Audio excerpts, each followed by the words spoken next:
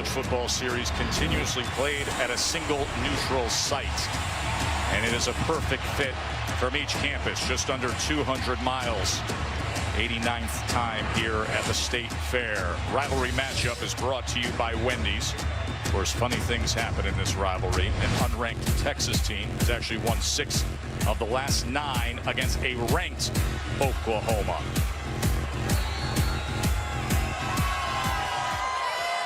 Oklahoma won the toss. Texas to receive.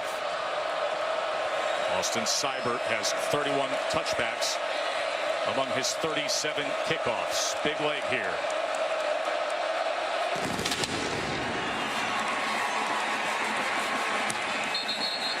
And the true freshman Sam Ehlinger will be out there for the Horns.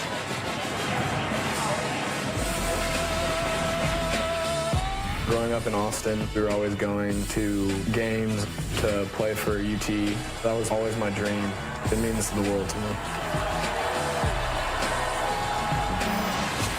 6'2", 230, his 4th start time. He is a guy who plays with a lot of emotion, a lot of passion. Tom Herman said we might have to try to calm him down a little bit in this game because this game is so important to him. He did get the run out carrying a flag. Very unusual for a true freshman to get that honor before this game. Now Porter in the backfield with Ehlinger. As they set up the screen to Porter, blockers in front, and a good start to the game for Texas. Let's go down to the field to Holly Rowe. Well, Texas coach Tom Herman said in making this decision of who would start this game today, how could he possibly take a kid off the field that had over 400 yards last week in a win? He said it has been a difficult decision, that sometimes Sam does make freshman mistakes, but the thing he says, he makes a decision and he believes in it and sticks with it.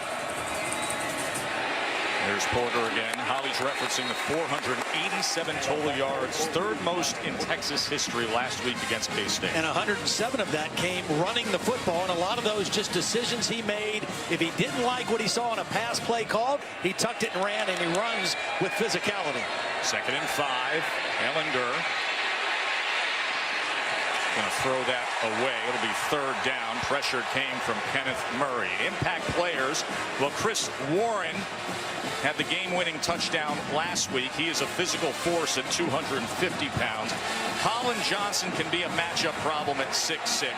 Okoronkwo is the great edge rusher for Oklahoma. Parker, 4-year starter at safety, banged up last week, but watch number 34, who we just mentioned, Okoronkwo, on a play like this. Yeah, here he is right here. That's the guy Texas has to be most conscious of in the pass game. 3rd and 5. Ehlinger. Overthrown. The intended target was Lorenzo Joe. Good tight coverage down the field. Bump and run coverage. This game is going to be a game where all the receivers on both sides of the ball are going to have to make tough contested catches against man coverage. That time, good coverage by Oklahoma forces the high throw and the punt. The Australian Michael Dixon on to punt. He has 9 punts over 50 yards this year. Good-looking freshman CeeDee Lamb, the return man for the Sooners.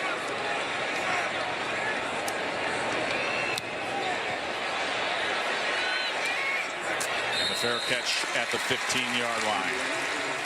So 38 career starts, 31 of them at OU with 26 wins for Baker Mayfield from Austin, Texas. How do you think that went over back in middle school, Blackledge? You know what? He's been that kind of guy his whole career. Plays the position with a little bit of a chip on his shoulder. People have told him he's too short, he didn't fit in, he wasn't good enough, and all he's done is finish as a finalist for the Heisman Trophy the last 2 years and playing his best football of his career right now. Incredibly efficient throwing the football through the first part of the season. Completing over 70% of his passes and 0 interceptions.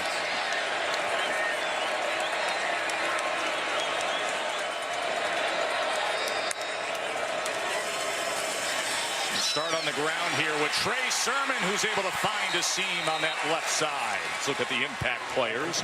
As you just saw, Trey Sermon, freshman from Georgia. He's been a force, had 90 yards and only 11 carries last week. Mark Andrews, 16 career touchdowns. Malik Jefferson, number 46, a linebacker playing with purpose this year. And Deshaun Elliott, already 5 interceptions this season. There he is, number 4, the safety for Texas. Well, for Texas to have a shot in this game, they've got to defend the run better than they did a year ago. 2nd and 3, Sermon again, and that'll move the chains, a gain of 4. Last year, it was a close game, 45-40 in favor of Oklahoma, but the Sooners ran for 282 yards, so they were able to do anything they wanted offensively against Texas's defense. Coming into the game tonight, over the last 4 weeks, the Texas defense has been much better against the run than they were to start the season against Maryland. That will be huge for them in this one. See Mayfield directing Dimitri Flowers.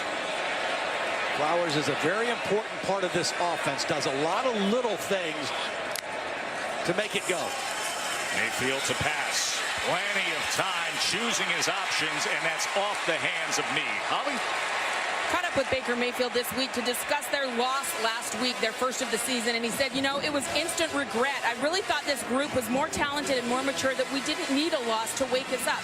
So what they did is they had some leadership meetings, they had position group meetings. He said what they came away from with the meetings and watching tape was the little things added up. Receivers weren't in the right spot, they had drops, they missed routes. He said we all have to do our job and just continue to correct the little things. Still so much opportunity ahead. 2nd down run. Again, Sermon with a chunk play. Cuts back and gets an extra 6 yards.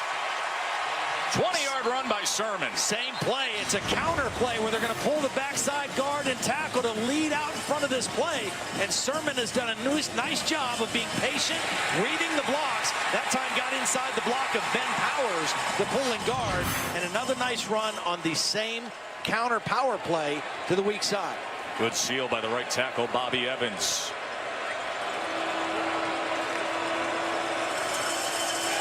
Play action, Mayfield. He's going to launch it downfield, wants every bit of it. And into the hands of Jeff Badette. Sooners score it.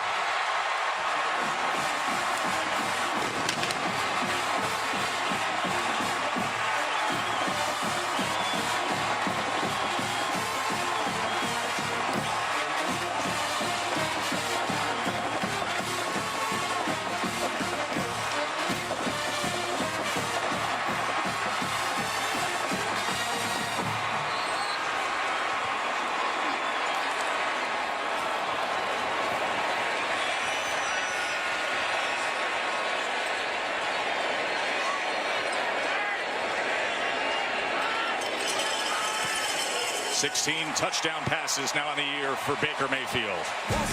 Todd Orlando told us last night, the defensive coordinator, we cannot give them an over-the-top play in this game.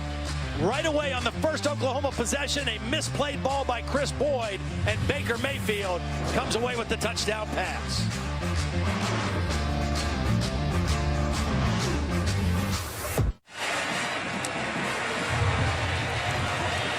Badette on the receiving end of that guy's 54-yard touchdown throw. Baker Mayfield.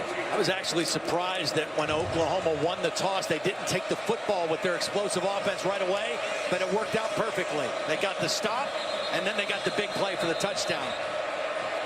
Now, Oklahoma went with a 7-man protection that time. They kept their tight end Flowers and the back Sermons in, blocking against 4 rushers. That's why Baker Mayfield had so much time to allow that deep route to open up behind the defense.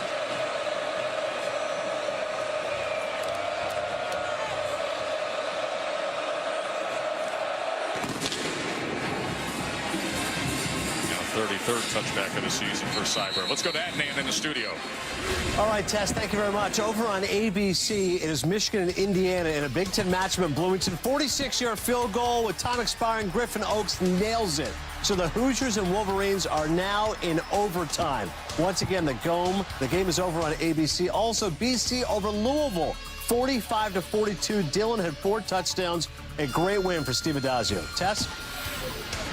A.J. Dillon, who was a big commit to Michigan before flipping to stay at home in New England. So interesting stuff happening in the Big Ten. As Chris Warren is now the featured back with Ellinger, the true freshman quarterback for Texas. Downfield he goes, and Johnson tried to go over and make an acrobatic catch. Couldn't come up with it. Well, and I also think Colin Johnson ran out of bounds. The referee threw his hat. I'm not sure that this would have been a legal catch or not unless he was forced out. I thought he ran out of bounds and came back in. Again, good tight coverage down the field by Motley. Under 1 of 4 passing to start the day. As they'll keep it on the ground this time with big Chris Warren. There is Tom Herman, 3rd year overall as a head coach. You know all the success he had at Houston, including a win over Oklahoma. Yeah. Well, their defense played very well in that ball game. They won 33-23. They're very physical. They sacked Baker Mayfield 6 times. Baker Mayfield's a better quarterback this year than he was at that point. Receivers split 2 by 2. Warren in the backfield on 3rd and 8.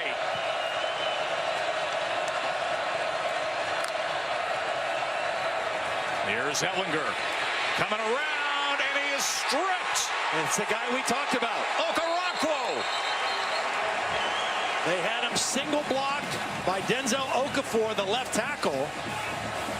And it was to the blind side of the quarterback. The first 3rd down, he was on the front side of the quarterback. This time he comes from the blind side. The arm was coming forward, but I'm not so sure that ball didn't come out first. Texas jumped on it, so the punt team will be out there.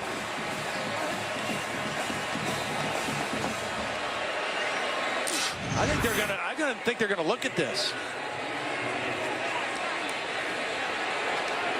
Joe, I thought that was a fumble at all, Todd. So Texas with the recovery. Dixon back out to punt. There's no question the arm came forward, but I thought the ball was out first. CeeDee Lamb, good coverage right there at the 30-yard line. That was Antoine Davis. 51-yard punt, no return at all. Baker back to business when we come back to Big D.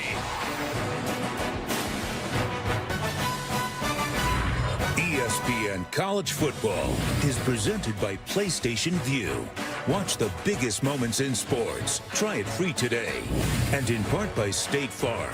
Talk to an agent today at 800-STATE-FARM. I love seeing this. The Navy ROTC programs from both schools running the game balls from their campuses to here in the Cotton Bowl and then playing a flag football game yesterday. By the way, the Navy ROTC program from Texas beat Oklahoma 19-13. 9 of the last 11 years, the school that wins that ROTC game goes on to win this game. And if you need that handicapping angle, then good luck in life.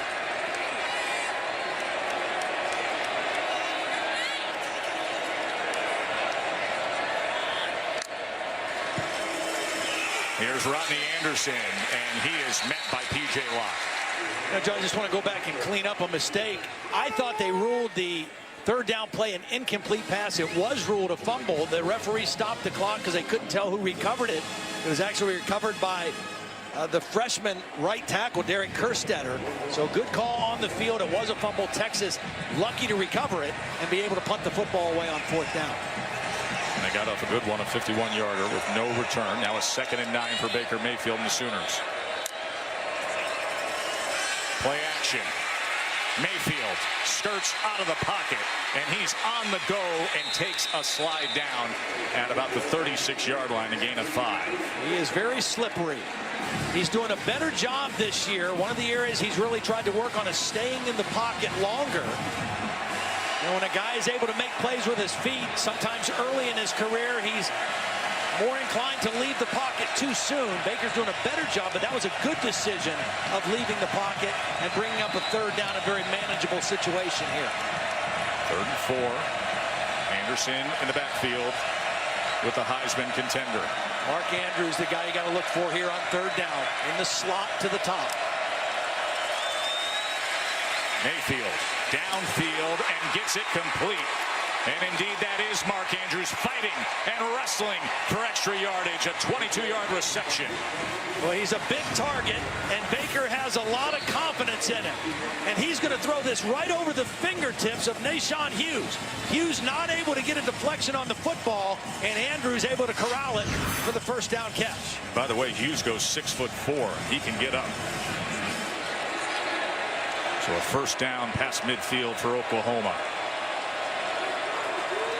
Coming into the game, Texas one of the best in the country on third down defense. Couldn't get a stop there. Trey Sermon able to keep his balance. Sermon getting extended playing time because of an injury elsewhere, Holly. That's right. They are without their starting running back, Abdul Adams. That's why we've seen Trey Sermon early and Rodney Anderson. Guys, it is a big miss. He's out with a walking boot on his leg right now because he's averaging 10.6 yards per carry. So they're missing his home run hitting ability, but Sermon's filled in nicely. Sermon is a very physically mature kid for a freshman out of high school. 220 pounds, runs with really good pad level. 2nd and 1. Trying to shake free, and somehow he does for another first down. Trey Sermon. Got to wrap up. Malik Jefferson, the leading tackler for Texas, had a chance to stop him right around the first down marker and not able to wrap him up. And again, you see the strength of this young running back out of Marietta, Georgia.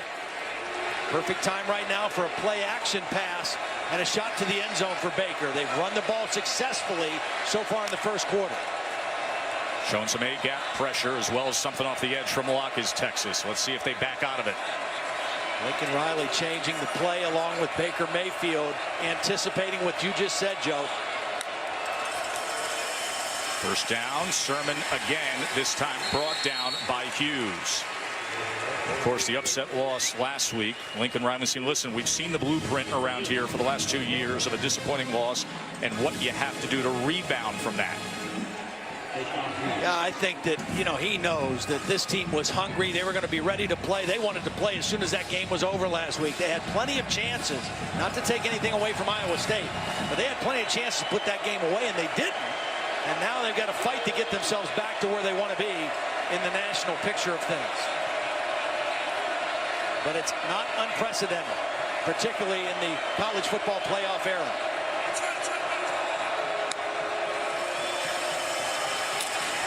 Anderson met at the line of scrimmage and brought down there for no gain by Malik Jefferson. In the opening game, when Texas lost to Maryland, very disappointing loss. They gave up 263 yards rushing to the Terrapins. Todd Orlando said, we just thought that we had a lot of bad habits corrected. It didn't happen, but since that time, they have been much better against the run. They've given up a total of 263 yards in their 4 games combined coming into today. But they've got to do a better job stopping this Oklahoma team running the football. 8th play of the drive, 3rd and 8. Empty look here. Texas showing 3-man. They bring pressure. Mayfield gets it away and gets it complete to Andrews. Ball came loose at the end there. But Andrews, the big target downfield for Oklahoma again. Well, first of all, I think Oklahoma got away with a little movement right here. I thought the left tackle, Orlando Brown, moved early. And then Brecken Hager is not able to get him to the ground. And once you allow that quarterback to step up in the pocket and elude pressure, Baker Mayfield is going to make plays.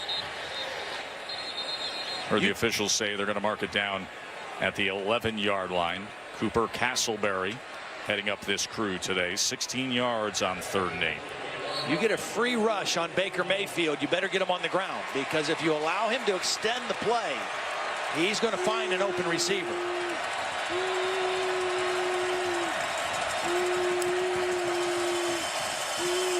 Anderson trying to cut back. Instead, he's brought down by Malcolm Roach and the rest of the Longhorns front. Really good penetration. Puna Ford did not get credit for the tackle, but he made the play. His penetration on the inside is what forced the running back to move it outside, and that's where help was for the tackle. Puna Ford, one of the real leaders who have been very productive so far in the season for this Texas defense. So backed up to a 2nd and 15.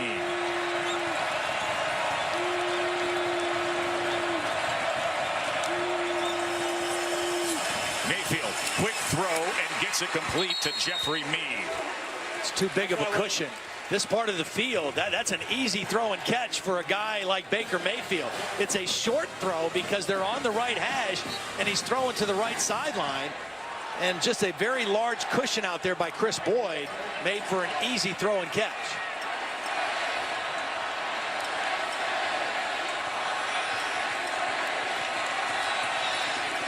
Third and 5, can get a first down right at the 1-yard line.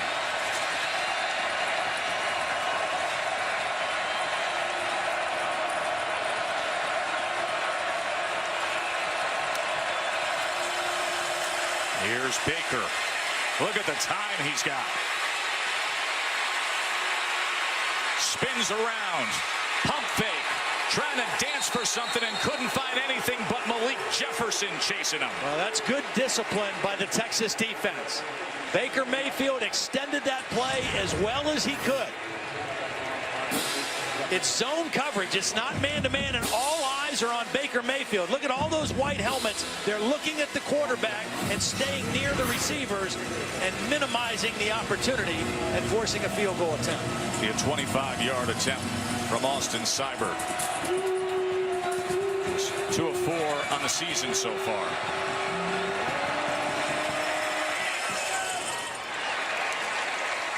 And Oklahoma capped that 12-play drive with 3. 10-zip Sooners.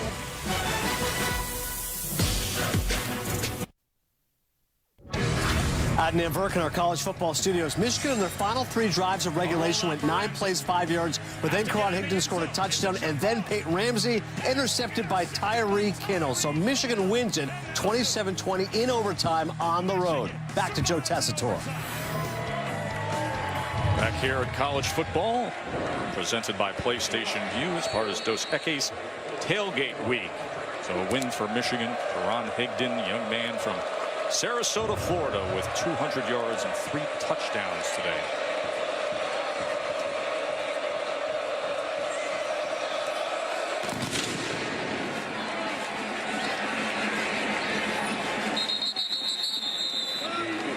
Now Sam Ehlinger in an early hole here.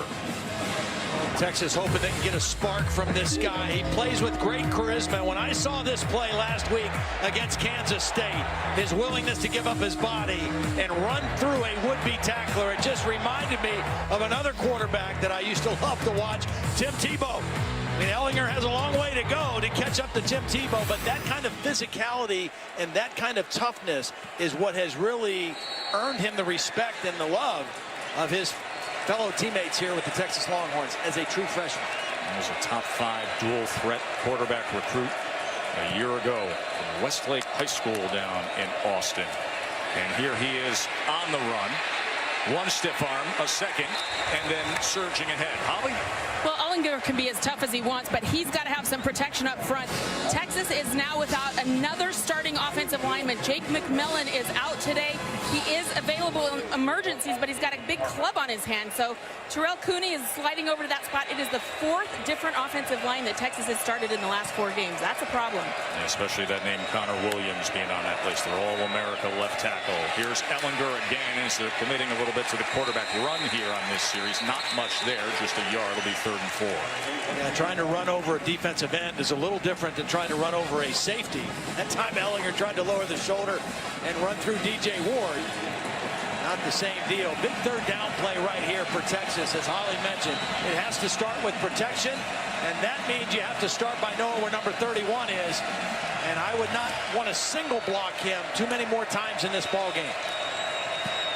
And they're moving him around. He's back on this side, which is the blind side away from Sam Ehlinger. See if they chip with a back on that side. 3rd and 4. Ehlinger does have time. Now being chased and just had to throw it away. As it was Kenneth Mann the first to get after him, and then Okoronkwo closing in. Well, they did do a nice job. The quarterback was out of the pocket and threw the ball beyond the neutral zone. No intentional grounding. 4th down. They doubled on Okoronkwo. They single blocked on the other side, and DJ Ward, I think, was the first guy to kind of force him out of the pocket. And another good pass rush on third down, and they didn't have to commit extra bodies. It was a four-man rush, and they were able to collapse the pocket with four.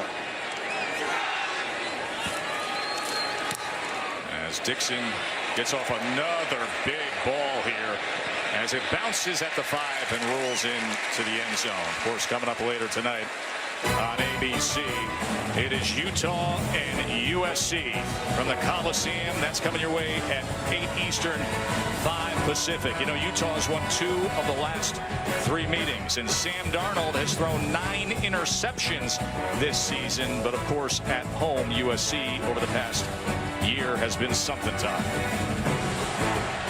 He is a fun guy to watch, as is Baker Mayfield. You know, there's certain guys that I don't have to pay to watch him play doing this job, but I would pay a ticket to watch certain guys play. And Baker Mayfield and Sam Darnold are 2 guys that I enjoy watching play the game. They love playing ball. I mean, that's the thing you know about Baker Mayfield. Even watching him in pregame and before the game, his energy, his excitement, his spirit. He loves playing the game of football.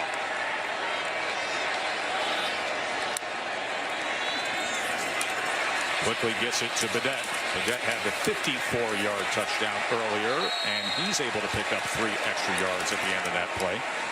So Baker Mayfield's had so much success, but against Texas, a 1-2 record in his career. Of course, did have a loss as a starting quarterback at Texas Tech as a freshman. Yeah, he was great last year, though. 22 of 31, 390 yards and 3 touchdowns.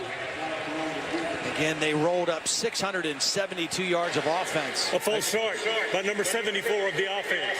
It's a 5-yard penalty, and it's still second down. Cody Ford in there at one of the guard positions. Drew Samia is back in the lineup. He didn't start the game, the right guard, but he's in there now. That's the first penalty of the game. Again, I thought Oklahoma got away with one on that last possession, but that was the first one that was called.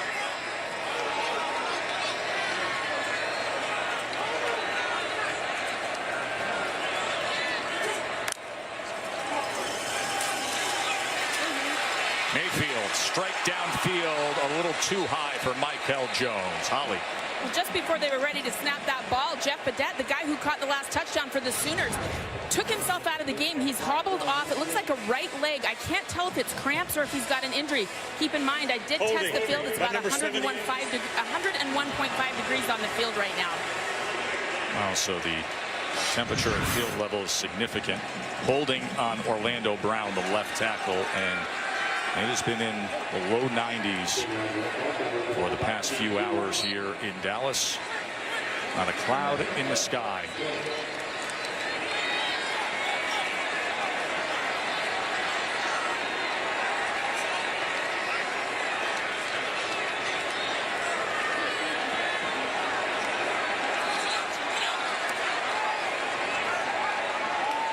Second and 20 after the holding.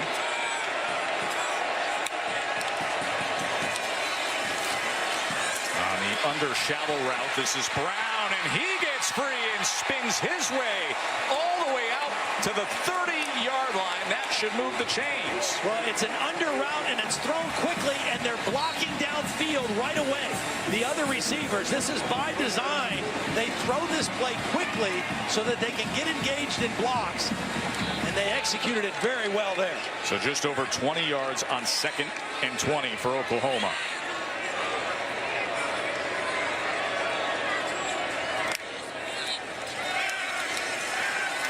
Mayfield over the middle again, wide open is C.D. Lamb. And he is inside the 30-yard line, and just like that, Boomer Sooner downfield, 44 yards. Well, here's Lamb. He's going to go in, and they're going to go out, and there's going to be a big opening in the middle of the field. And again, Baker Mayfield is going to see this and get the ball down. And quickly to Lamb again, as he is forced out after a 9-yard reception. C.D. Lamb is very electric with the ball in his hands. There was some question if he would play today. He got injured scoring a touchdown in the first quarter last week and did not return for the rest of the game. But he's looking good so far.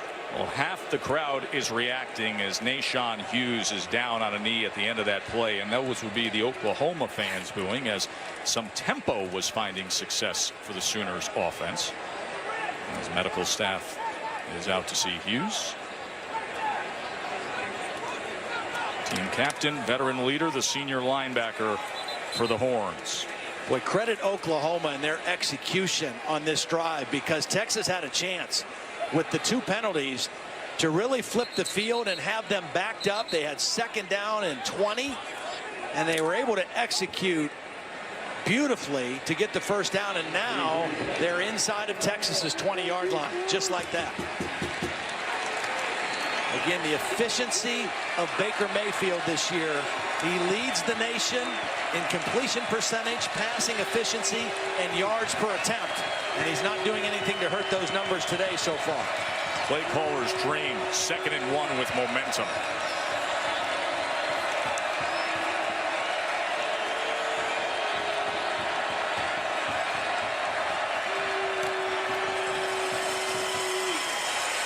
Sermon met at the line of scrimmage and driven back by Jefferson. Baker Mayfield marching the Sooners. That's the end of the first quarter. He's 8 of 9 for 179 yards, and he has hit his last 8. And Oklahoma leads 10-zip in the Red River Showdown. End of 1.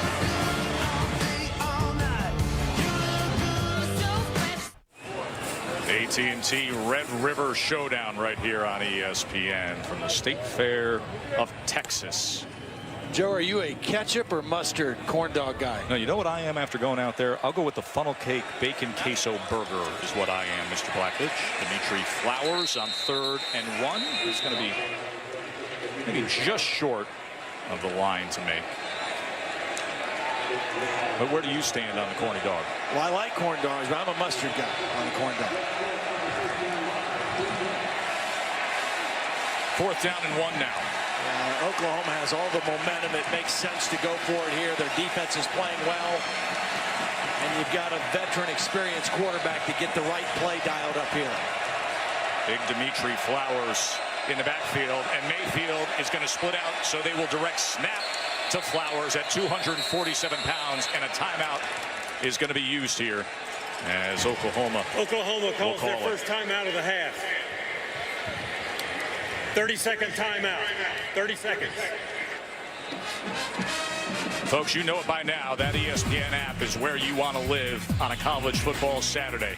You can stream every ESPN and ABC college football game live. Get the access to scores, news, and highlights. Or you could just do this. Here's Adnan.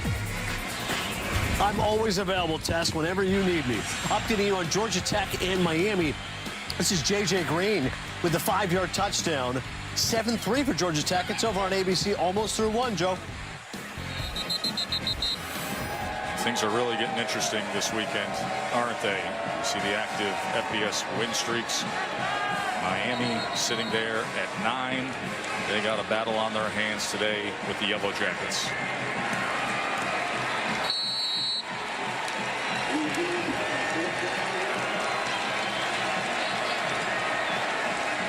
So the reset after the timeout.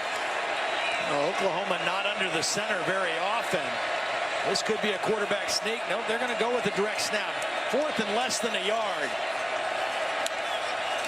Here's Flowers, 4th and 1. Up and over for a first down. It's a counter play that's been so good to him here in the first half. Watch him start to his right and then follow the pulling guard, Samia. Mason Ools with the tackle, but Flowers easily converts the first down. Baker Mayfield started this game with a missed pass. It was actually a dropped ball by Jeffrey Mead. He's hit his last 8. Might be throwing here on this first down play.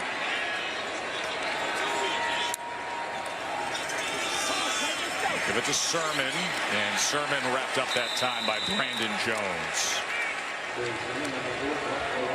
So a tackle for loss for the Texas defense. Really good job by Brandon Jones coming up and maintaining leverage on the outside, not allowing the ball carrier to get the ball to the perimeter. This Texas defense has felt good about the way they played coming in. They were #1 in the Big 12 in terms of fewest opponents' yards per game, and nobody had converted a 4th down against them up until moments ago with what Flowers was able to do. 2nd and 11. Sermon splits out. Anderson on the carry, cuts back inside the 5, reaching for the end zone and in. 15-yard touchdown run.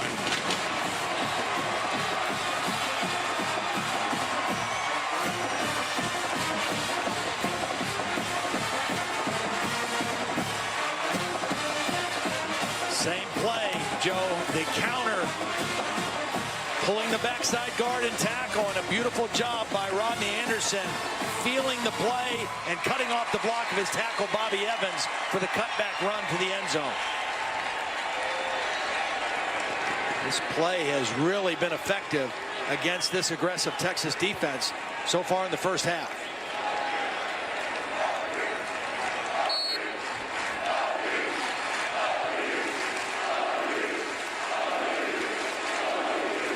To get the sense that the worst thing that could happen at Texas was what Iowa State did last week. This Sooners team is focused and they are executing. Rodney Anderson, well, he suffered a couple season-ending injuries, a knee, a neck injury, but just a little glory here in the Red River Showdown, his 2nd rushing touchdown of the season.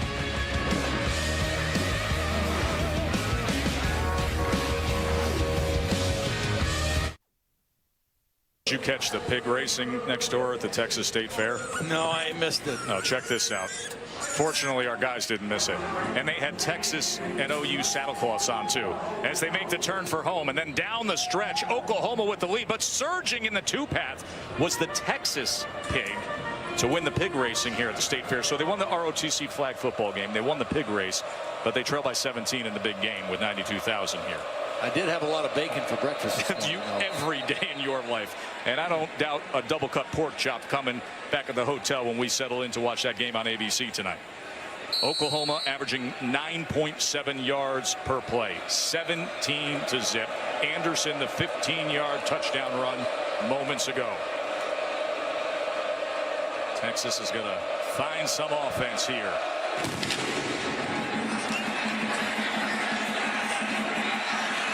Porter will take a knee. Adnan, what do you got? All right, Tess, thank you very much. As the Dr. Pepper Championship Drive update, this is Auburn and LSU. And how about Kerryon Johnson? 13th rushing touchdown, leads the nation. He's been a load for Auburn. 17-0 right now, Tess. That Auburn offense has been looking good as we look at the college football rankings. You know what happened to Clemson last night. You know what happened to Washington State. So everybody who was saying, oh, we have no ranked versus ranked this week. You never know in this grand game, do you? Every Saturday is another drama unfolding in front of our eyes. Here's to Neil Carter, a gain of 2 yards. Good-looking freshman from outside of Houston. Texas needs to get something going here for a lot of reasons. They've got to stem the tide a little bit. They got to let their defense rest and recover a little bit and try to change the momentum in any way they can. About 20 yards of offense total for Texas, and most of that on the first play of the game, the screen pass. There's Ellinger as he weaves his way and then takes a couple Sooners for a ride. It'll be a 3rd and short, gain of 8.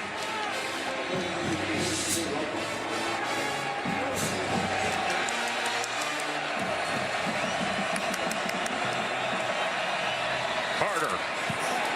And a much-needed first down for Texas. And he did not get it by much, but I think his initial surge got him to the mark. Oklahoma proving to be very stout on defense tonight. Their defense has kind of been struggling since Big 12 play started. Gave up a lot of passing yards and points to both Baylor and Iowa State, but this is a different looking Oklahoma defense so far in this ball game. Ellinger to pass now. Quick strike on the slant to Gerard Hurd. To your point, since the beginning of Big 12 play, Oklahoma has allowed more pass yards per game than any other team in major college football, Todd. Well, Baylor did it with their quarterback throwing 50 times. It was a game that Oklahoma led the whole way but they had to keep fighting to the end. And then last week, a backup quarterback, Kyle Kemp from Iowa State, just lit him up.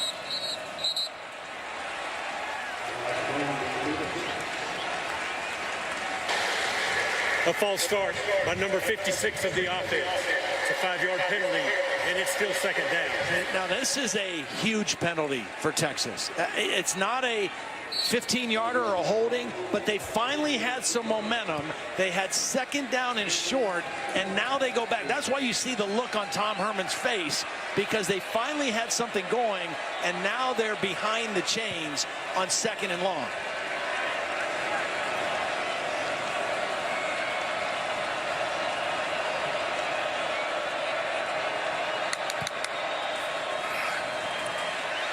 Ellinger, there's an under route this time to Humphrey, and he shakes free. Whoa, Jordan Humphrey with a good gainer past midfield, 16-yard reception. And credit the little assist by Tennille Carter, the running back, who came back and blocked while he was trying to get away from a tackler. And I think Carter actually knocked the tackler off of little Jordan Humphrey and enabled Humphrey to get the first down.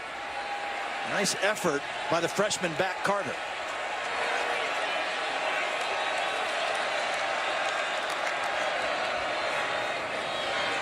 Chris Warren, maybe a yard on Texas's first play run in Oklahoma territory today. It was that kind of a first quarter for the Longhorns.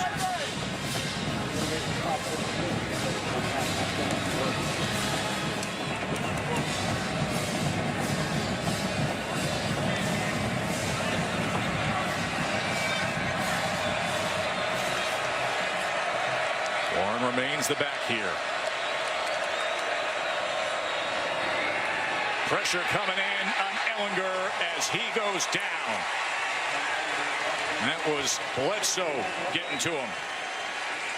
Bledsoe does a nice job of just kind of following the movement of the lineman. Here he is right here. He's just following the movement of the lineman and then goes directly to the quarterback. And I think it just kind of surprised Ellinger. He didn't hit him very hard, but I think he surprised him by being in the backfield at that point. 3rd and 14. Sooners fans roaring for a stop.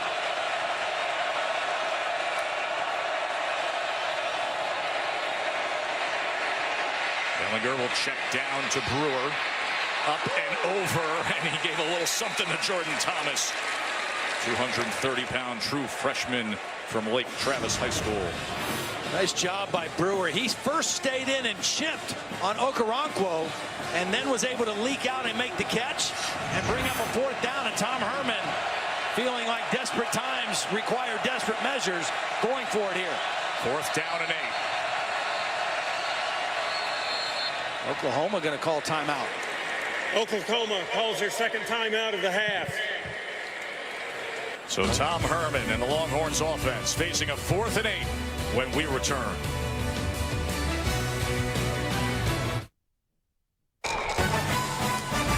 ESPN College Football, brought to you by Buick, proud partner of the NCAA, and AT&T. Texas quarterback Sam Ellinger's high school, Westlake, beat Oklahoma quarterback Baker Mayfield's high school, Lake Travis, 21-14 last night. And that snapped the 10-game losing streak for Westlake to Lake Travis. And now they're opposite each other here today in the big one, the Red River Showdown, as Texas faces a 4th down. No man's land puts them in a 4th and 8. Colin Johnson, the big receivers down here at the bottom, working on Jordan Thomas. Ellinger trying to escape. Throws it low and incomplete. Desperate to get it to Colin Johnson. Okoronkwo was coming after Ellinger. Well, this is just poor protection, because there was only 3 guys rushing for Oklahoma. They've got to be able to give their quarterback a little bit more time. Okoronkwo is one of 3 rushers, and he ripped right through there and forced Ellinger to leave the pocket, and then he didn't make an accurate throw. If you have 5 blockers and 3 rushers, you're supposed to win that battle. So a turnover on downs. So it goes to the guy who used to be the quarterback for Lake Travis. We bring that up because earlier in the week, when Mayfield was asked, what do you know about Sam Ellinger? He said, I know he's never beaten Lake Travis. Well, that ended last night. It was a good effort by Westlake's quarterback Taylor Anderson, who had himself a good game. That game was tied up in the fourth quarter before Westlake won it.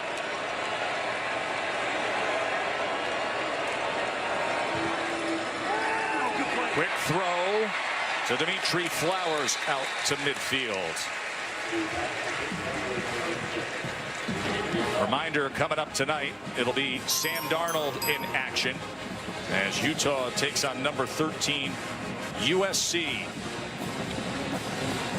Baker Mayfield 9 of 10, and the only one he missed was a drop ball by Jeffrey Mead. I mean, he has been right on point and showing you why he is playing his best football in his final season here.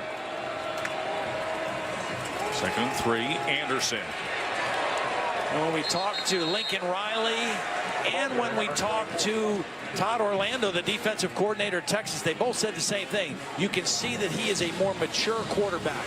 He is really taking more control of what's happening at the line of scrimmage.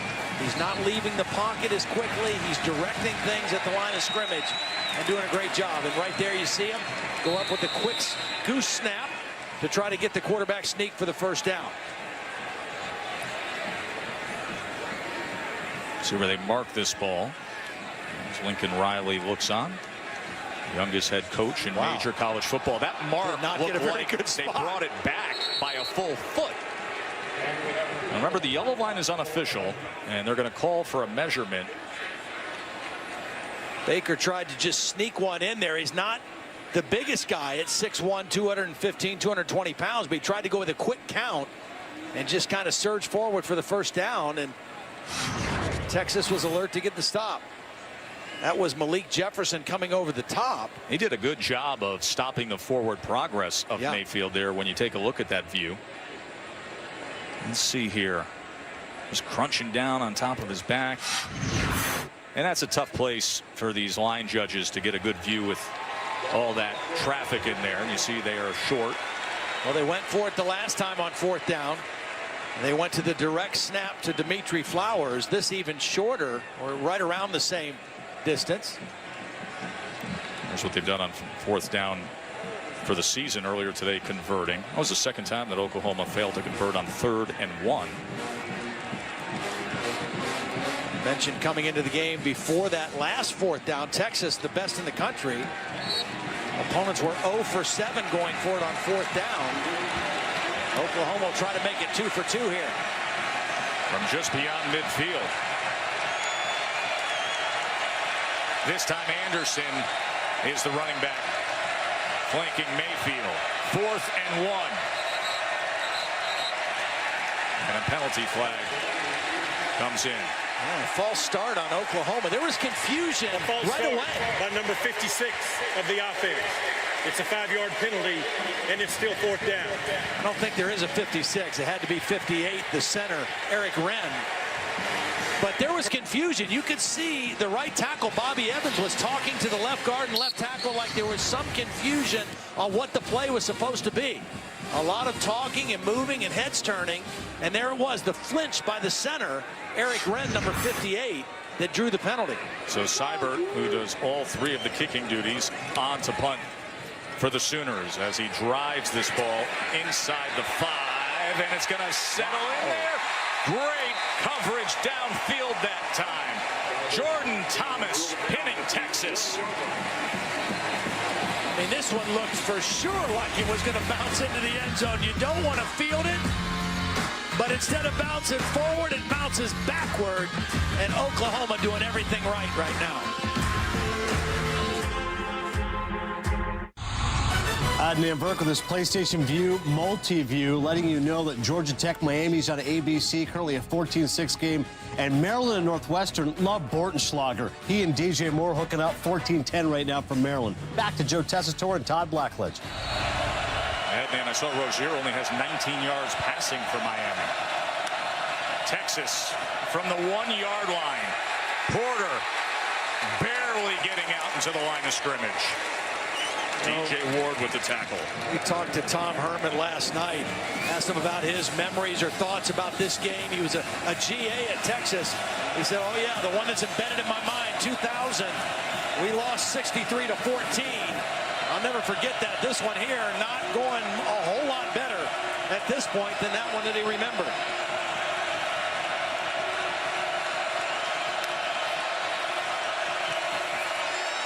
Ellinger, as he's able to get free.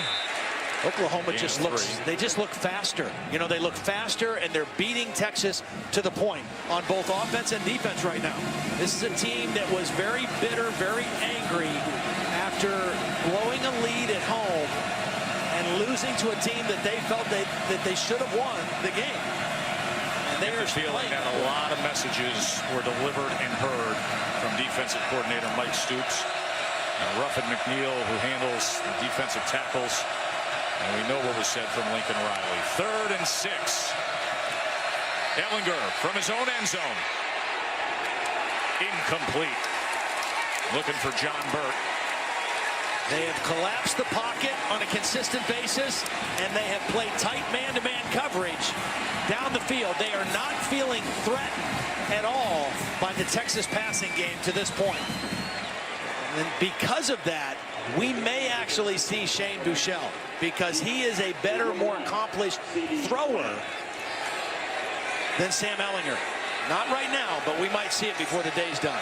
And now Michael Dixon needs to get off a good punt. Shorter snap this part of the field.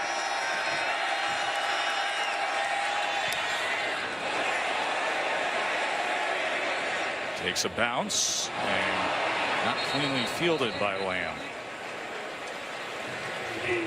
So just over 5 minutes to play here in this first half. Will we see Shane Buechele? Glad you're with us for ESPN College Football, presented by PlayStation View, part of Dos Equis Tailgate Week. And you better have a good stomach if you're tailgating here at the State Fair. Are you a ride guy? I like some rides, yeah. Ben Ward and Adam Ramirez from our crew. I think Lincoln is going to cut Baker Mayfield loose on this possession. There's 5:40 left in the half. They get the ball to start the third quarter. Trick play. Trey Sermon downfield. Wide open is Brown. Cutting back. Sooners on the go again. I kind of knew Lincoln Riley would be aggressive on this possession because it's a chance to really put Texas in a hole. I thought it would be Baker Mayfield throwing it. Instead, the trick play with Sermon works. And then with tempo quickly getting it out. That was a forward pass, incomplete, looking for Lamb. You have a lot of time to talk about. On the field was Here's an incomplete forward pass. Show block and then run by him. Actually, it was coming from the slot, I believe. Nope. Show block, turn back out.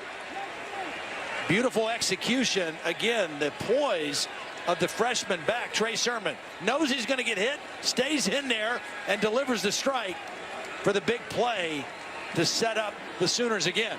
A chance to score right before the half and get the ball to start the third quarter. Their 5th play over 20 yards today. And here is Brown again, as he kept his balance and made his way to about the 11-yard line. You mentioned 5th play over 20 yards. They had 34 coming into the game. They were averaging almost 7 of those a game. It has been a big play offense, but an efficient offense. 0 interceptions by Baker Mayfield, averaging almost 9 yards a play offensively, and those numbers are kind of right on track today. Hard to defend when a quarterback is as efficient as Baker has been this year. 3rd and 5.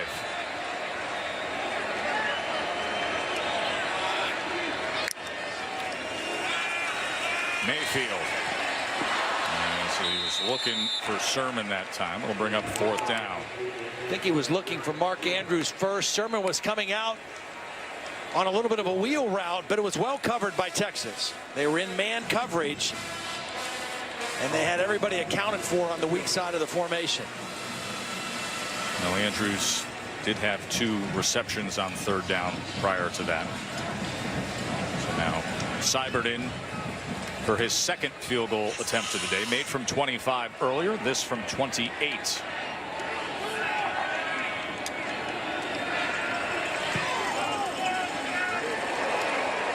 And the junior from Belleville, Illinois, makes it a 20-0 game here at the Cotton Bowl.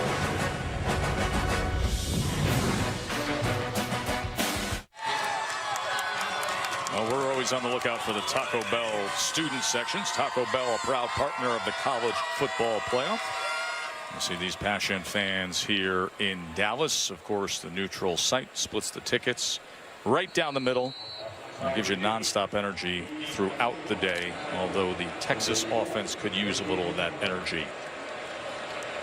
Seibert on to kick away after his second field goal make of the day. 4 kickoffs, 4 touchbacks for the big leg Seibert. But Porter will have a return this time. As Porter able to get free beyond the 25 and still making his way out. Good return that time. And it was Seibert who had to get involved on the tackle. A 41-yard kickoff return for Kyle Porter. It's one of the areas where Oklahoma has not been great this year. What they give up on kickoff returns, they've been averaging giving up 29 yards. Porter does a nice job of running through some arm tackles. And I think there's a personal foul late hit at the end of this play. It wasn't much, but it was a tackle out of bounds. And so Texas, after the good kickoff return, the penalty, with a little bit of something going here. And to your point, maybe not so good at kickoff returns because they don't see it often. Right. He, up to that point, had 35 touchbacks on 41 kickoffs this season. Yeah, they just kind of took a break on that coverage, probably expecting Seibert to drill another one out the back of the end zone. And Texas able to capitalize. Now let's see if they can turn that into any kind of points. Their longest kickoff return this season, 41 yards, sets them up. And now with the penalty beyond midfield, Ehlinger, as he muscles his way to the 36. And when he runs the football, he runs more like a fullback than he does a quarterback. He's not trying to make people miss.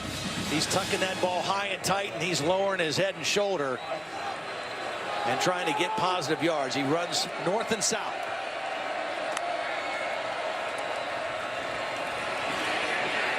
Escapes the first would-be tackler and a second, and then a stiff arm for good measure, and a penalty flag comes in at the end as well. You made that Tebow comparison earlier. There are moments out there. I actually thought he made a mistake on pulling the ball and keeping this because there was a corner blitz from the outside and he ran right into it. A personal foul. Horse collar tackle by number 8 of the defense. It's a 15-yard penalty, and it's first down. So this is kind of a read play, but there's going to be a pressure right here, and the quarterback probably shouldn't keep this into this kind of a rush, but he keeps it anyway and is able to elude the first guy, and then here's the horse collar at the end. That penalty was on number 14, Emmanuel Beal, and so 2 personal foul penalties by the Sooners, really helping the Texas cause on this drive. That's Sherrod Hurd motioning out, former quarterback, do-it-all kind of guy for Texas. Cat blitz, corner coming off the edge at Ehlinger, able to get rid of it to the end zone, and that is incomplete. But he had heat coming in after him, didn't he? Usually you see that blitz to the short side. This was coming from the field, and Ehlinger never saw it coming. He's able to get the ball off in time. That could have been a hit up around the head and neck area as well. Parnell Motley was the guy that came on the blitz and hit Ehlinger up around the head. No penalty called on that one. And Texas was 2nd down and 10.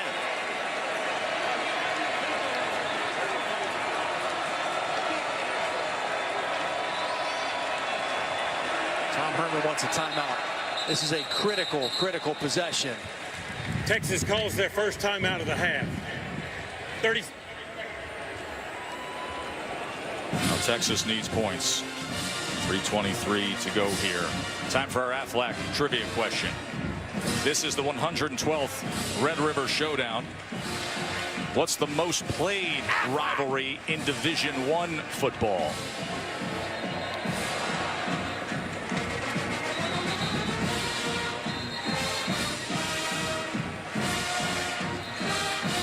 It's how critical. You look at what happened in the first quarter here with this Texas offense. They just couldn't get going. Yeah. Critical that they come away with something. Absolutely. I mean, you'll take a field goal, but you really want a touchdown because Oklahoma's going to get the ball to start the third quarter. You got to cut into this lead the best you can. A smart timeout right there by Tom Herman. Make sure you're all on the same page and you get the play dialed up exactly the way you want it.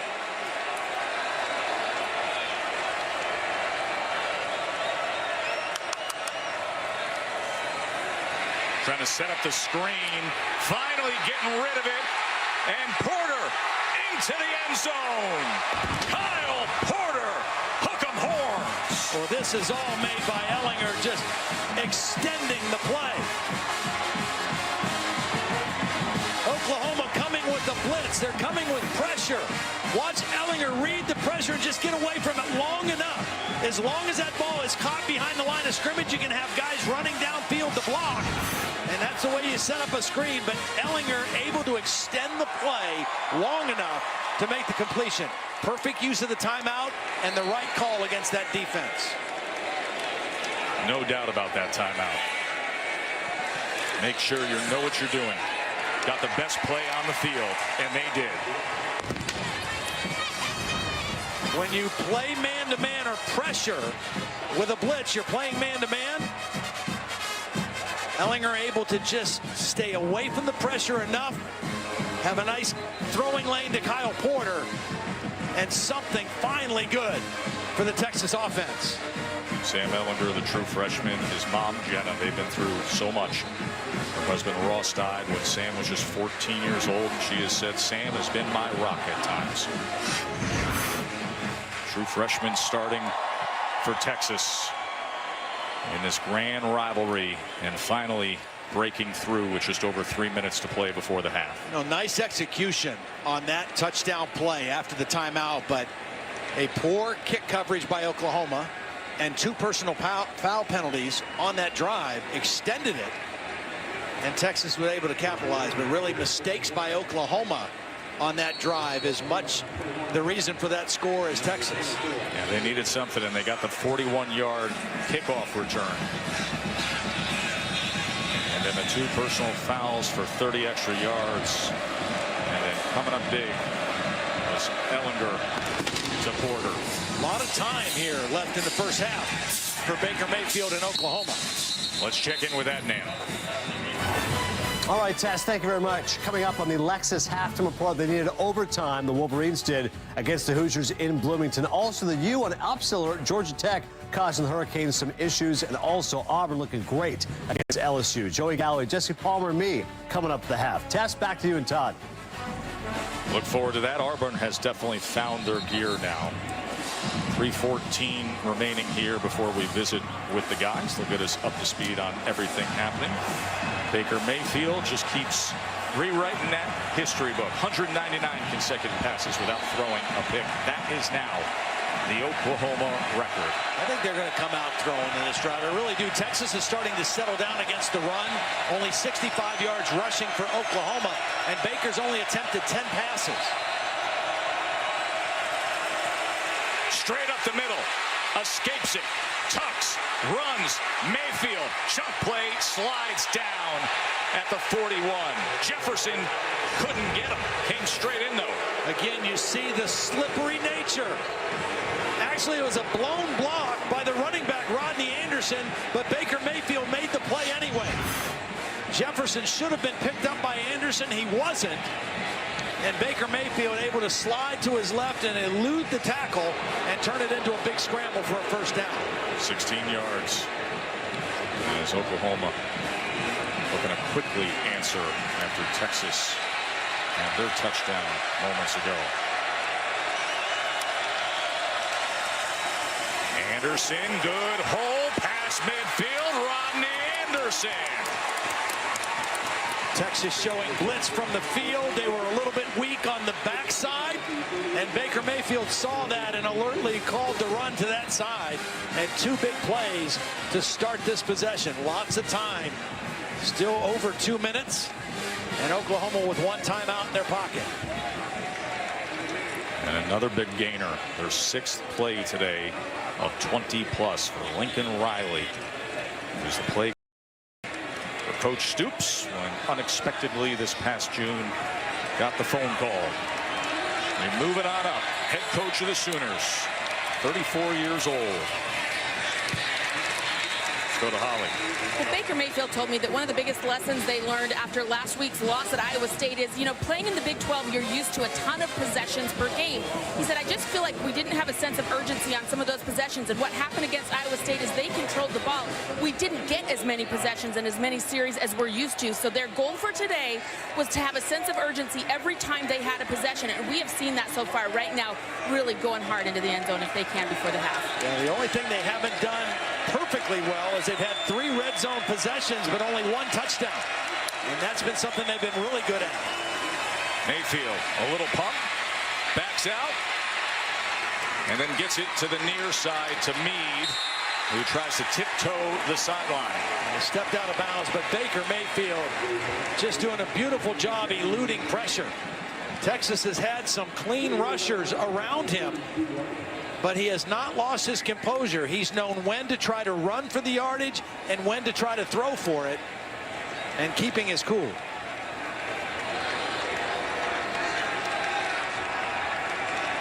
Texas just not able to get him on the ground. 3rd and 3.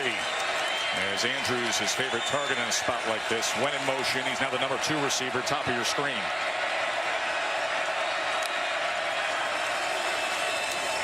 Looks to the slot on that side to Jones, and that's incomplete. Yeah, that was just a play that Baker rushed.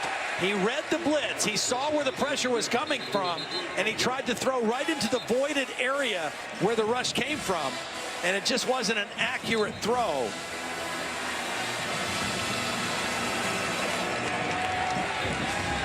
Now 4th down and 3. Set the game clock to 102. 102.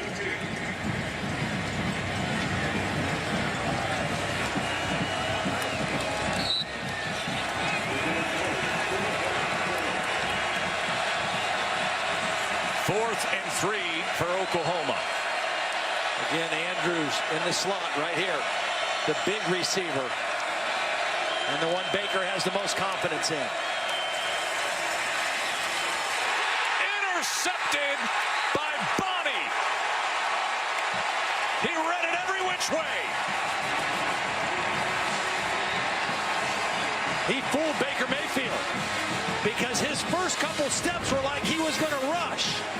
And then he peeled off, and Baker Mayfield let go of the football, assuming he was rushing.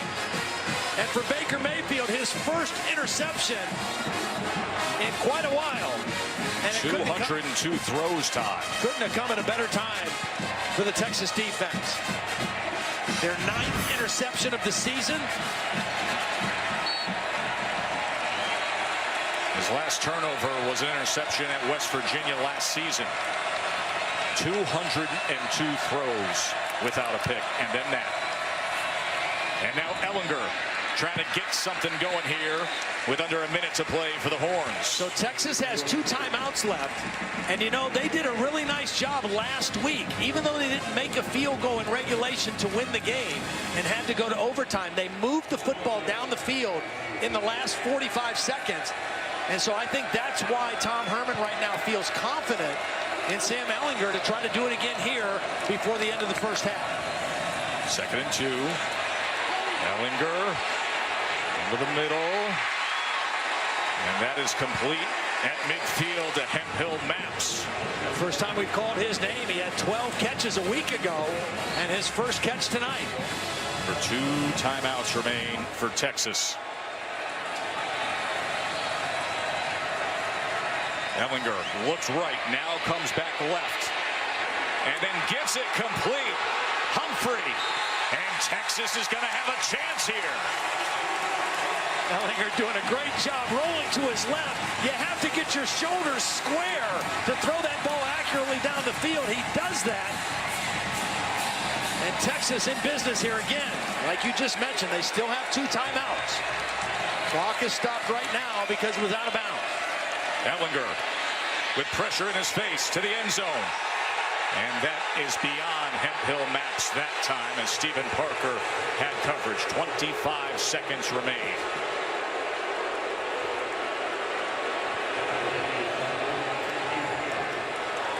The one thing right now that you don't want if you're Sam Ehlinger is a sack. You're in field goal range. Obviously, you'd like to get closer and try to score a touchdown, but you don't want to sack. The ball was uncatchable. Empty look here with Warren in the slot. Second down. Ehlinger. Complete again. Humphrey. As he is inside the 20, and a timeout will be used. Well, we enjoyed this grand rivalry, and we asked you in the Aflac trivia question, what is the most played rivalry in Division I football? The answer, wanted to take a stab, Todd? No, but I didn't know that. From Eastern PA, Lafayette and Lehigh, known as the rivalry. They first played in 1884, 152 games in. Lafayette took it on the chin to Harvard today, 38-10. But Lehigh put up 54 in a win against Georgetown. And this is the 112th meeting of the Red River Showdown. Tom Herman used a timeout beautifully last time to set up the touchdown. Third down and short. You still have one timeout. If you get the first down here, the clock will stop to reset the chains. So you don't necessarily have to go to the end zone on this play. You want to try to convert and get a first down.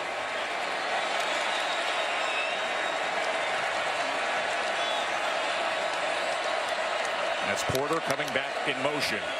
Looks that way, comes back the other way. Inside screen for Johnson. And remember, the first down will momentarily stop the clock. 11 seconds until they get set up. Still a timeout remains. Porter is the back here. He can clock it in this set. Looks like they're going to clock it and try to save the timeout. And that only took a second off of the game clock. Now they can take a throw at the end zone if they want. It's Dimitri Flowers getting an early head start to the locker room with Oklahoma's defense on the field. Their big receiver is on the single side as you look at what Sam has done here of late. Colin Johnson right here, but there's a safety over the top helping. 8 seconds, 7 seconds. Ehlinger taking time to the end zone. And 3 seconds will remain. You know, Oklahoma that time only rushed 2 people. They were dropping 9 guys in coverage and not giving Sam Ehlinger anywhere to throw the football. That was a pretty good design and a call defensively by Mike Stoops on that play. So with 3 seconds remaining, Joshua Rowland, the junior from Madison, Mississippi, will come in. He's just 4 of 9 on the year. Had a really good week of practice, though. Missed the potential game winner at the end of regulation last week. A 42-yard kick at the end of regulation last week. Oklahoma calls their final timeout of the half. But if you're that guy, you have to be happy that your defense got the interception. You move the football down the field in an efficient way and at least give yourself a chance to put some more points on the board before halftime. It was John Bonney who had the interception for Texas. Yeah, he really fooled Baker Mayfield. Good design, showed blitz, peeled off, and did something that nobody's done this year to Baker Mayfield, and that's intercept the pass. This Texas defense, their 9th interception. They've returned 4 of them for touchdowns. 34-yard attempt. As Joshua Rowland looks to close out this first half for the Horns with some momentum, and he puts it through. And what a different second quarter for Texas. 10 unanswered points over the final 3 minutes and 14 seconds of the first half as we send it back to Adnan Virk in the studio. All right, Tess, thank you. You're watching Dos Equis Tailgate Week. Mayfield, he's going to launch it downfield and into the hands of Jeff Badet. Sooners score it. Anderson on the carry, cuts back inside the 5, reaching for the end zone and in. 15-yard touchdown run. Finally getting rid of it. And Porter into the end zone. Kyle Porter ESPN College Football presented by PlayStation View as part of Dos Equis Tailgate Week. Oklahoma was up 20-zip in the Red River Showdown, and in the last 3 minutes and 14 seconds, Texas was able to cut it in half as Ellinger hit Porter for the touchdown pass and then rolled in at the 34-yard field goal just before we took a break, and I was able to get myself some mighty good barbecue. So I am ready and pumped up and all proteined up for this second half. Is the Texas offense the way they were in the second quarter? Well, I tell you, they made some plays when they needed to, but it was their defense, really, I think, that was the difference, because their defense, even though they gave up 342 yards to this explosive Oklahoma offense, they were able to play pretty good on third down, hold the Sooners to 2 for 7. They got the 1 turnover, Mayfield's first interception of the season, and that kind of gave them some momentum and helped their offense out. Now their defense is right back on the field here to start the third quarter. Well, they could use a stop here, obviously, because we know when Mayfield and the Sooners offense finds their stride, they are lethal. Well, they averaged 9 yards a play in the first half. They stopped themselves. Baker right back to business. CD Lamb. Max protection again. They keep the tight end in the back end. And Mayfield able to stand in a clean pocket and make the nice throw on first down. Lamb is going to have himself a good career. You can already see what he's been able to do as a freshman from Richmond, Texas. And then there's this guy, Trey Sermon, fighting his way just beyond midfield. The freshman from Georgia who got the start today with Abdul Adams injured. Right back to the counter. The counter Trey has been a very effective run play for him. That time they came back to the right. A little 2 tight end offense. A little power smash mouth formation that time by Oklahoma. Putting Flowers as 1 tight end and Mark Andrews as the other tight end. There is Adams, who left last week's game with an injury after just 3 carries against Iowa State. Same formation. 2 tight ends, 2 receivers, 1 back. 2nd and 5. They're going to get a sack of Baker Mayfield. Omenahu.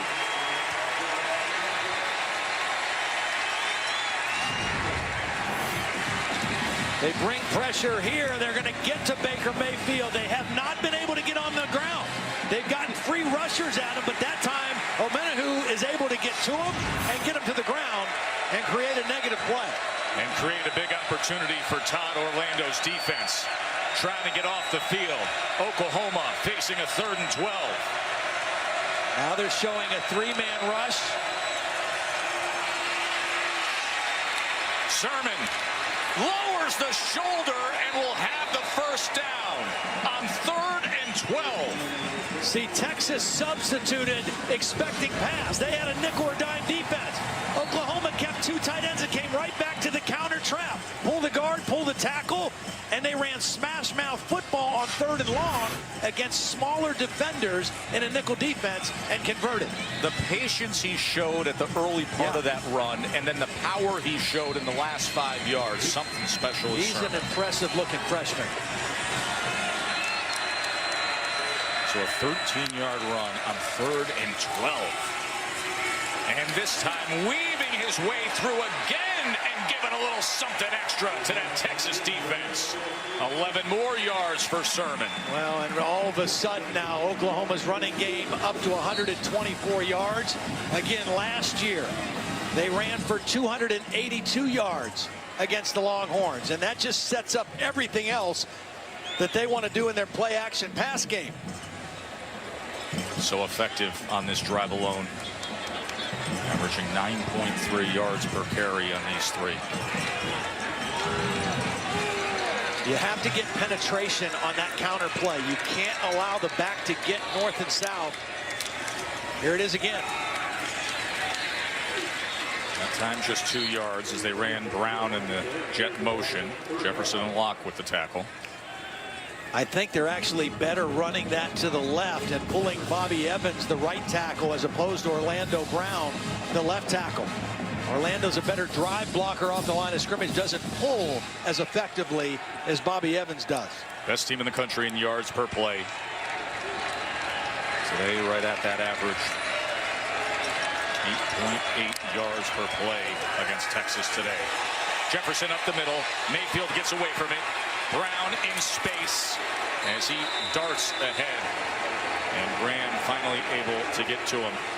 Just that little move by Baker Mayfield, knowing that Jefferson is going to be free up the middle. He didn't panic. He didn't bolt out of the pocket. He just kind of slid to the left a little bit and was able to make a nice soft throw for the completion.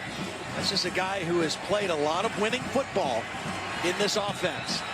Really, ever since he and Lincoln Riley connected before the 2015 season started, their numbers have been prolific together.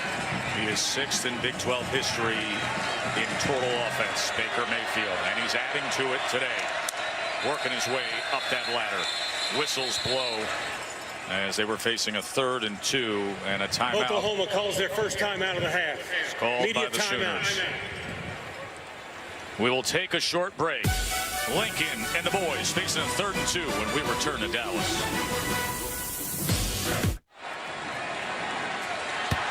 Allstate is proud to be part of the team that comes together to do good by contributing to participating universities' general scholarship funds for each field goal and extra point kicked. And today at Allstate has contributed millions in those scholarship funds. Last time on 3rd down, it was 3rd and 12. Texas had a 3rd down package defense in, and they ran it. Sermon gets the first down and a little more down to the 16-yard line for the Sooners. What a nice cut. What a nice jump cut.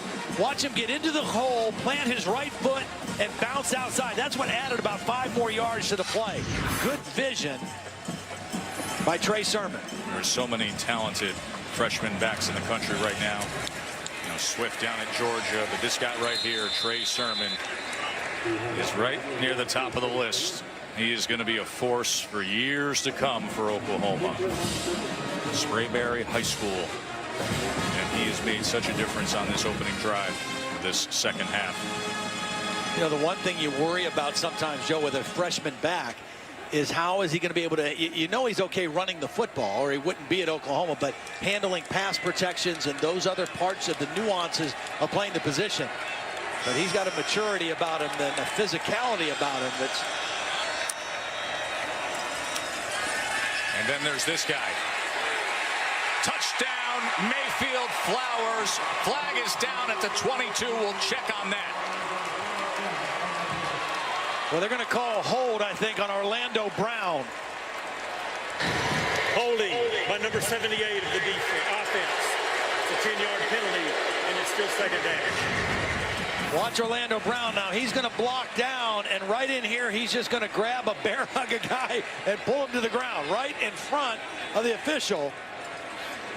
Good job by Baker Mayfield reading the coverage, but that was a pretty obvious call against Orlando Brown. Brown, who this week was named to ESPN.com's midseason All-American team. 6'8", 345.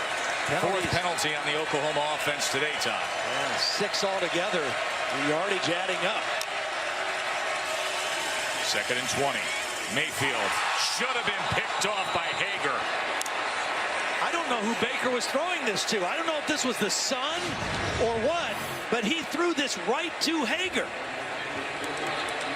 Hager was closer. I guess he saw the crossing route, but he did not see Hager, and that was an opportunity by the wayside there for Texas's defense. Could have been their 2nd interception of the ball game. And you see those shadows you referenced could have been the sun.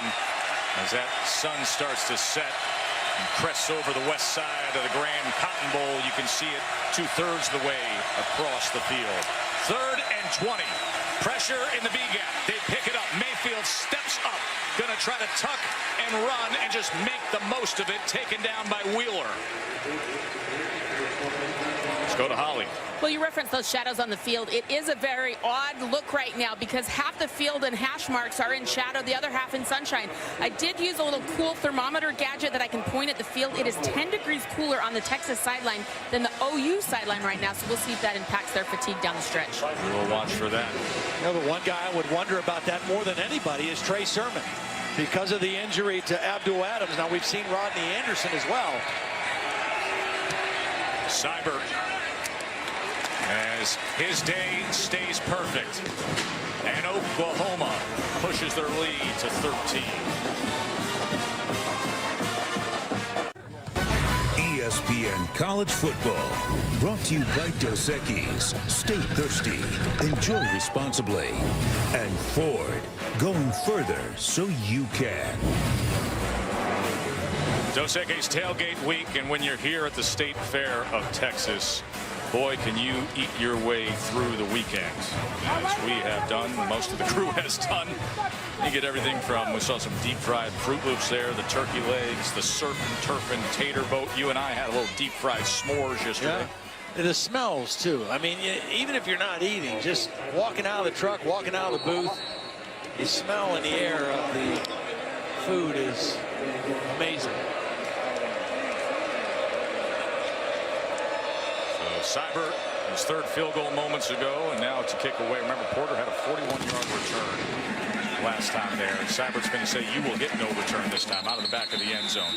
That's that time of the year when things get a little kooky in college football. Saw the upsets last night, but keep in mind, folks, the last 3 years, the college football playoff era, the eventual national champion, they all had a loss. In fact, a home loss. Ohio State, Virginia Tech, Alabama lost to Ole Miss, and last year it was Clemson with that loss at home to Pitt.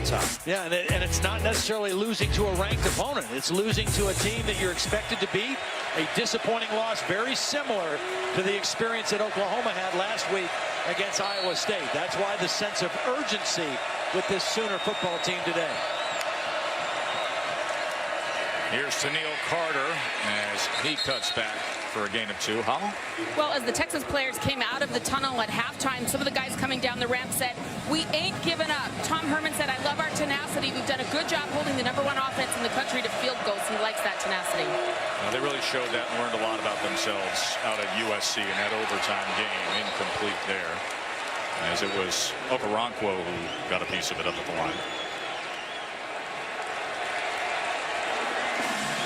The pass defense the last 2 weeks has been the real problem area for Oklahoma. Not so much today.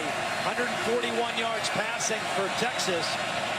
And on third downs, it's been a little bit of a struggle as well. 4 of 9 for the Longhorn. Third down and 8. Sam Ehlinger. First down, Chris Warren. And Texas will move the chains. Chris Warren scored a touchdown last week against Kansas State on a similar route, leaking out of the backfield, and Oklahoma just lost track of him. Good design in the play, and Chris Warren shows his value out of the backfield as well. 17-yard reception on 3rd and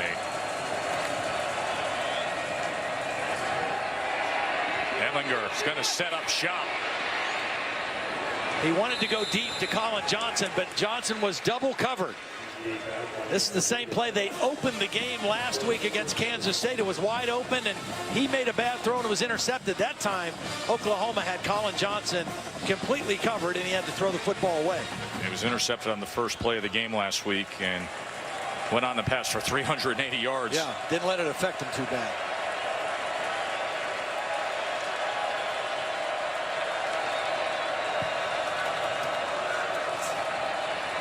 Second and 10. Nothing happening much there as he tried to go back inside the Hemphill Maps.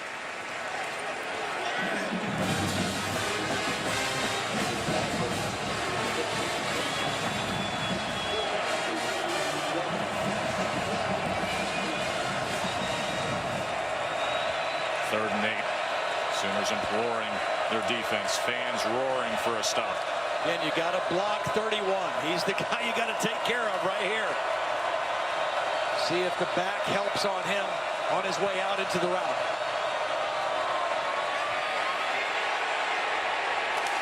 Defense does their job. Flag, late flag. Coming late there. Very late flag.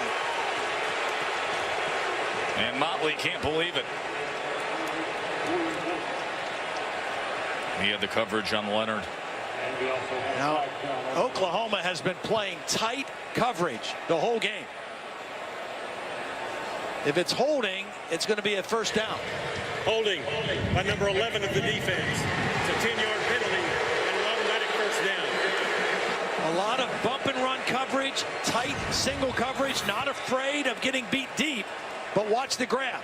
Right there, both hands all over the intended receiver. He let go, but not before the flag came out. The flag came late, but the penalty was seen. First down, Texas, just inside the 45. Penalties have really hurt Oklahoma. Here's Porter, and he is met and ridden down that time as Lampkin got to him, as did Okoronkwo. Texas 1 penalty for 5 yards. Oklahoma 7 penalties for 69 yards, but it's also the times when the penalties have happened. They've been critical times. And right now, their best pass rusher is still on the field. So the concern with Lincoln Riley is the medical team has gone on to see Obo Okoronkwo. Watch the right side of your screen. Just following this run play down the line.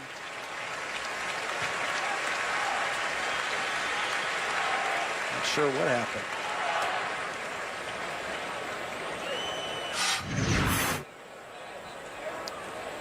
Up on his knees right now, though, so that's a pretty good sign.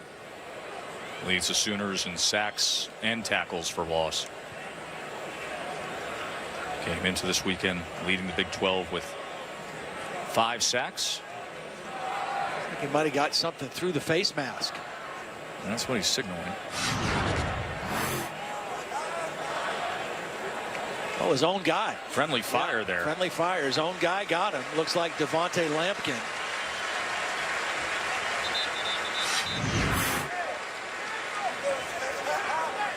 He's already laughing about it. This guy's going to hear about it when they watch film. Big Devontae Lampkin goes 6'4", 335. So Okoronkwo will head out on 2nd and 8. And Mark Jackson, 4-star recruit from San Antonio, will step into that edge spot. Sam Ehlinger in the backfield with Warren, 2nd and 8.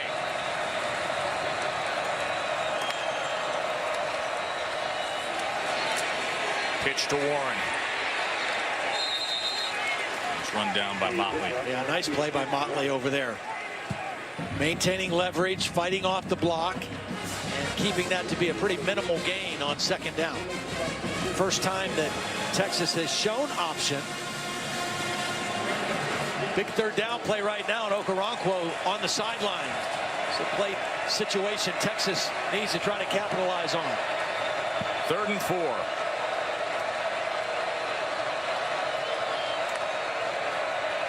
Pressure right up the middle against Ehlinger. Able to get it to Warren.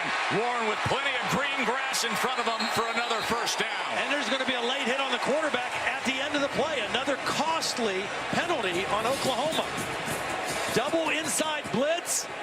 It's a free release for the back, and nobody picks him up. Roughing the passer on number 14 of the defense. 15-yard penalty and a first down.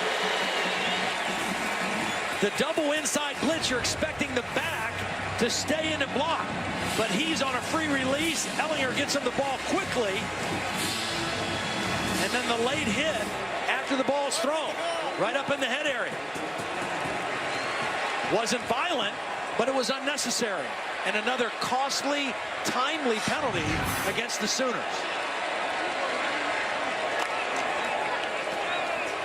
Ehlinger, quarterback run. Doesn't shy away from contact. I'll tell you, Warren has played a big role here on this drive. That was his 2nd and 3rd down catch on this drive. Of course, penalties always a factor. Texas only 1 penalty today. Oklahoma 8 and again, for 81. Obviously the number is stark contrast to Texas, but it's the time that the penalties are happening and the situation are just as important. Okoronkwo back out there. As Carter's now the running back. They're going to run that option again. This time he keeps, does Ehlinger, and he's inside the 5-yard line. A gain of 4. Texas was able to carve into that lead in the first half, score 10 points to keep it close, trying to keep it close again here. with a big 3rd down and 3 play. Your quarterback as a runner is always a threat in this part of the field. 3rd and 3. Ellinger again. See where they mark this ball here. Is he sitting on 1st and goal? He's 230 pounds, and he, like you said, he does not shy away from contact, and he does not slide. He is going head and shoulder first every time he runs the football. A true freshman has his team knocking on the door now. 1st and goal, Horns. Carter trying to fight his way for something, met by Kenneth Mann. Now Carter is the flashier back. Chris Warren's probably going to come in now. Yep, here he comes. He's the bigger back at 250 pounds, scored the game-winning 2-yard touchdown in double overtime last week against Kansas State. 13th play of the drive. 2nd and goal.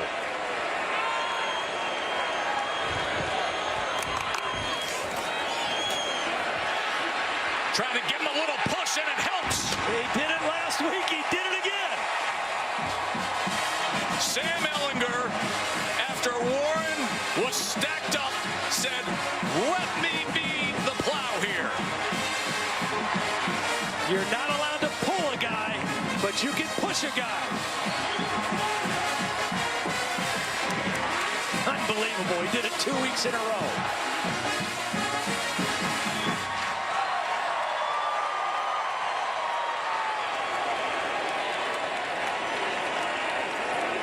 It was a well-managed drive. Penalties helped as well. But they were 3 for 3 on 3rd down conversions. And Texas is closing in to Oklahoma. Chris Warren at 250 pounds with a 230-pound freight train giving him a hand from behind. And we got ourselves a ball game with the rookie coach, Tom Herman, in the Red River.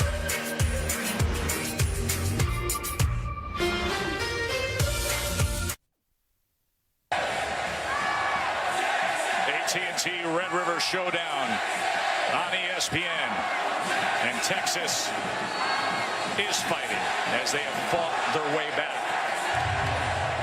to make this 23-17.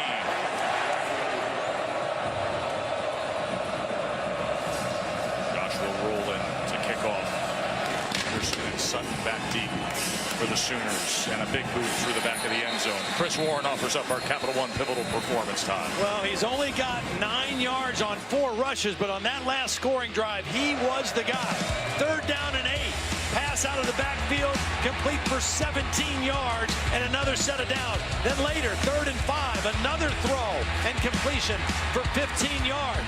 Couple Sam Ellinger runs, got him down, and then the big fella with a little help got it in the end zone, and Texas within 6 now.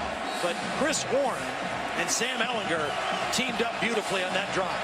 That's with 4.5 minutes to play in the first. What has happened subsequent to that marker? Texas has found momentum. Ellinger has got that moxie. Defense has had a stop or two. But they're going to need to play well against Baker in this bunch, and they do. Just running to the ball is Malik Jefferson and Hager. Same counter tray play that Oklahoma has run a lot today. That time, Anderson tried to cut it back inside, and Jefferson was waiting for him.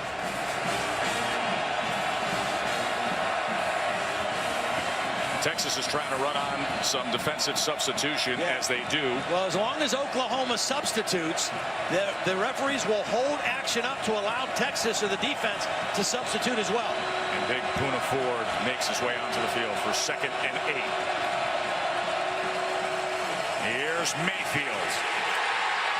Gets away, runs, and should have a 1st down. Time and time again, Mayfield somehow survives. You just don't know how he does it. It's like he's got eyes in the back of his head. He knows where the pressure's coming from, and he's just a hard guy to get onto the ground. 3rd down and short instead of 3rd down and very long. if they'd have got the sack. Omenahu couldn't tackle him. 3rd and 1. Oklahoma is 0 for 2 on 3rd and 1s today. And that'll change here, as Trey Sermon will give them the first down. I just think that Baker Mayfield and this offense, they need to try to throw the ball vertically. They have not really tried to challenge this Texas defense down the field so much here. They've got a couple speed guys. See if they can stretch the defense a little bit. 2 backs in the backfield right now. Sermon and Anderson in the backfield. As he will get it quickly to Sermon, trying to pick up a block. Met. And then finally brought down by Locke and Boyd. But it takes every one of those Texas burnt orange defenders to get to Sermon. This kid is physical now. 220 pounds. And you better bring a load if you want to get this guy on the ground. And you better wrap up when you get there as well. 86 yards rushing, and that out of the backfield. 7th different receiver that Baker Mayfield has gotten the ball to today. 2nd and 3. Here's that 2 tight end look again. The power look. 153 yards rushing in the ball game for Oklahoma right now.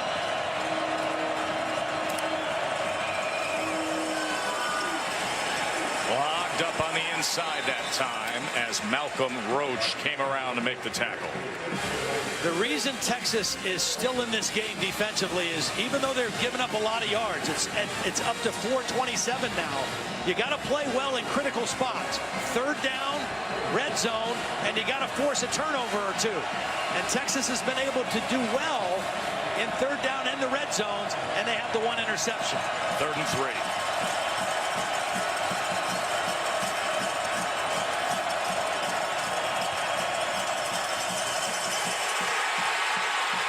That should be a penalty there. No doubt about it. Well, Dimitri Flowers was in the area. Well, that would be the only way, but they came in hard on Mayfield.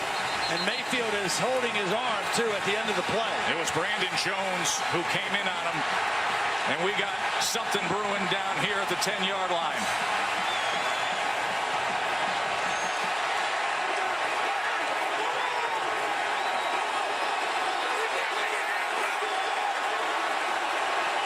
Roach is right in the mix of it. Mayfield is slow to get off the field on the other end. He took a hit right into the midsection in the arm. I actually thought that Brandon Jones was offsides. He was blitzing from the edge. And when the guy went in motion, he came off the edge. I thought he came early. And he's the guy that put the hit on Mayfield. Here's what happened. So watch Brandon Jones. See if he jumps early. Nobody gets a hand on him, and he is on Mayfield right away. That was the initial hit. And then Mayfield tried to throw it and got hit over the top as he was getting rid of the ball. That was Gerald Wilbon that hit him at the end. There is no intentional grounding. The ball was thrown toward number 32. So he wasn't outside the tackle box, but there was a receiver, they're saying, in the general area of where he was throwing. I think he misspoke. I think he meant 36, Dimitri Flowers. Yeah, Flowers was in the area. But he took a hit, and it was really the second hit over the top that affected him. And now Kyler Murray, the transfer from Texas A&M, played his high school football at Allen, Texas, 3 state championships. Is warming up on the sideline. As Seibert will come in to punt away. Well, mark that down. 1:10 left in the 3rd, and the big hit on Baker Mayfield. Hemphill Maps back to return the Seibert punt. Short, high and short. Let's go to Holly. Well, guys, things just got wild down here. Oklahoma players were upset about the hard hit on Baker Mayfield. Things got heated. Well, the Texas fans loved it. It went wild down here. The OU players have been gesturing to their fans, hey, match that energy. In the midst of all this, Kyler Murray, who had been peripherally kind of listening in on the game, not that actively involved, all of a sudden is like, oh, wow, I got to get warmed up and get ready to go in this ballgame right now. His eyes are as big as saucers over here on the sideline. Baker doesn't look great. That was a 305-pound guy that landed put the full force of his weight on Baker Mayfield's neck and shoulder area at the end of that play.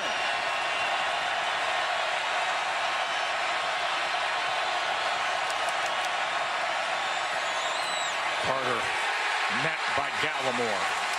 Now the Oklahoma defense trying to rise up in response to what happened to their quarterback. No gain on first down. Just listen to this wall of sound here from the Cotton Bowl end, painted crimson and cream.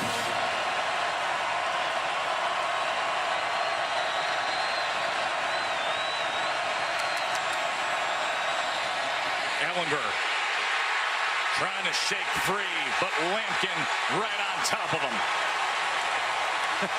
Pretty good agility by the 335-pounder. He's running mirror drill with the quarterback and not letting him get away. The ball carrier was in the pocket, so there is no horse collar tackle. We got ourselves a fun one here in Big D. A 6-point game. Baker Mayfield hurt moments ago. Texas trying to find that momentum they just had. And a whole lot of rivalry in the Red River. Fourth quarter's ahead.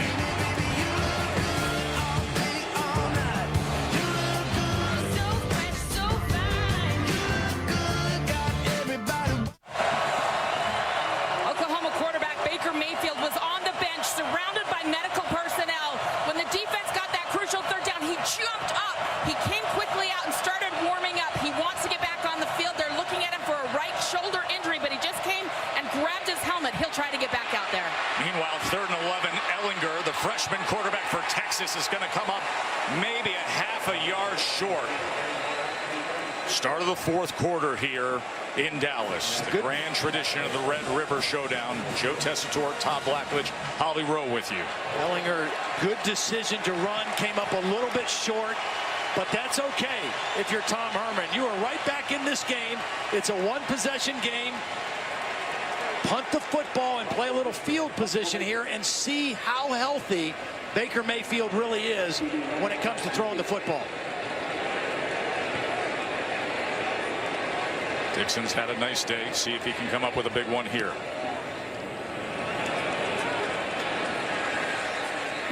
And he does. And can they pin them? How about it, Michael Dixon? 62-yard punt just when they needed it most. And here's Baker Mayfield. He was injured. Texas blitzed. They got to him. They blew the play up. And at the end of the play, they hit right there. Caused the injury to the right shoulder. Now, the good thing I will say, when I was watching him warm up and try to throw, he was not grimacing when he was throwing the football. And here he comes to run the offense. So the ball is just cresting up against the 2-yard line, but that is the Oklahoma side of the Cotton Bowl. They split the tickets right down the 50-yard line. The only thing I would worry now about Baker Mayfield, he looks like he can throw it, but can he take another hit on that shoulder? See if he can get them some breathing room here. Sermon, Matt, trying to fight his way forward. As it was Wheeler and Jefferson, and this Texas defense just seems a little saltier.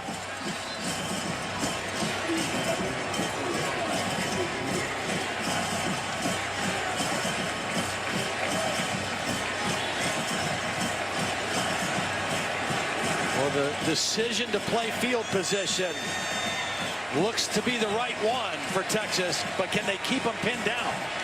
They weren't able to do it earlier in the ball game. But what is to go, testing that shoulder on the sidelines. Now from his own end zone, Mayfield. 2nd and 10. Ball is tipped and falls incomplete off the hands of Meade. That's just Baker not really setting his feet. He left the pocket a little bit, and he didn't have good footwork in the pocket, and he didn't make an accurate throw. But the arm looked okay throwing it. His footwork was bad. And that should at least give him confidence that his arm is okay to make a throw here on 3rd down.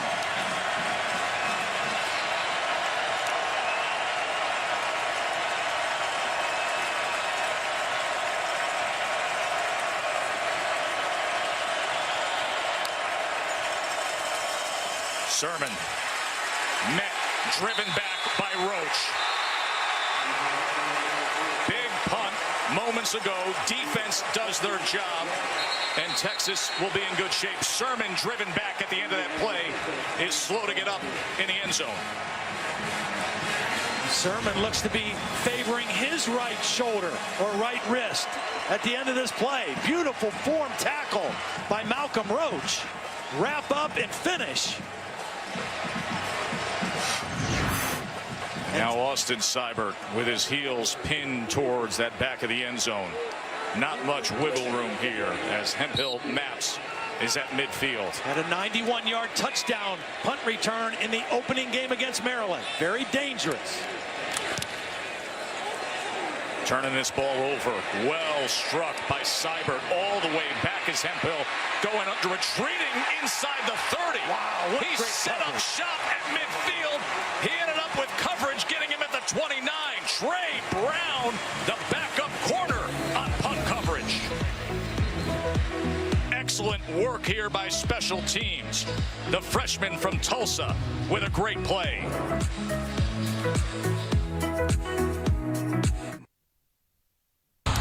I'm out Dan Burke with his PlayStation View multi-view. We've got some drama over on ESPN2. The Cats right now leading the Terps 27-21, and Georgia Tech and Miami, Mother Nature not complying. Just a 2-point game right now, early in the 4th on ABC.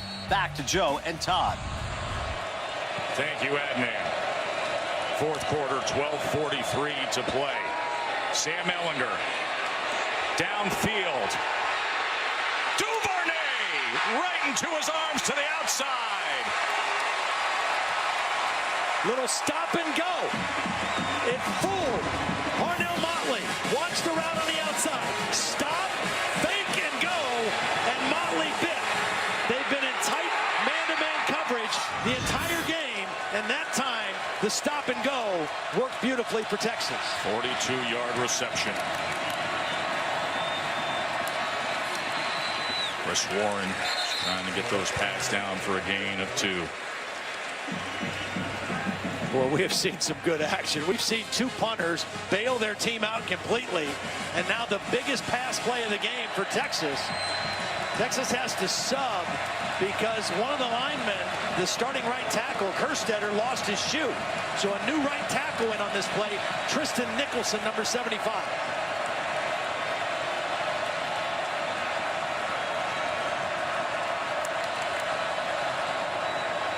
Ehlinger trying to extend the play now. Okoronkwo is chasing, and he's going to throw it away as Murray was also getting involved in tracking the freshman. Okoronkwo was working on the substitute tackle in on that play. Now, a couple of possessions ago on the sideline during a timeout, I saw the trainers working on Okoronkwo. Looked like he had some cramps in his legs. So whether he has the full speed to go here the rest of the 4th quarter, that'll be yet to be seen. And he has been a force rushing the passer. 3rd and 8. As Texas is marching right into the side with all those Sooners fans.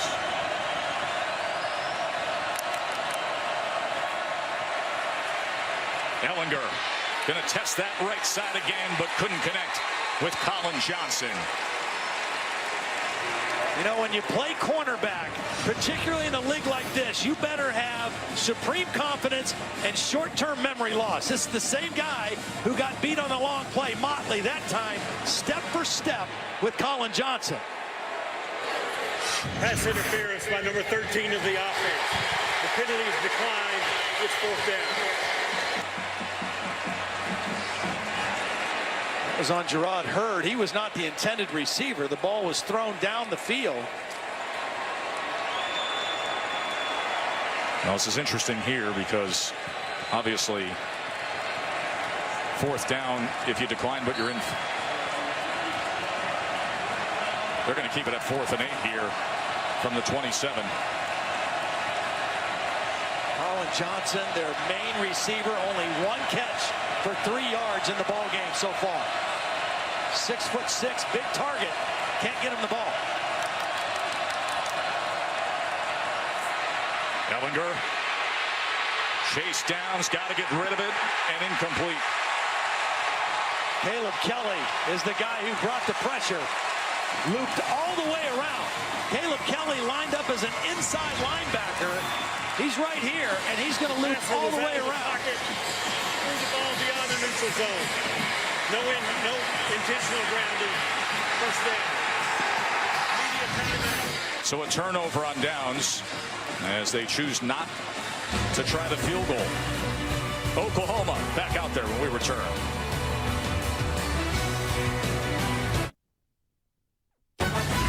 ESPN College Football is presented by PlayStation Vue.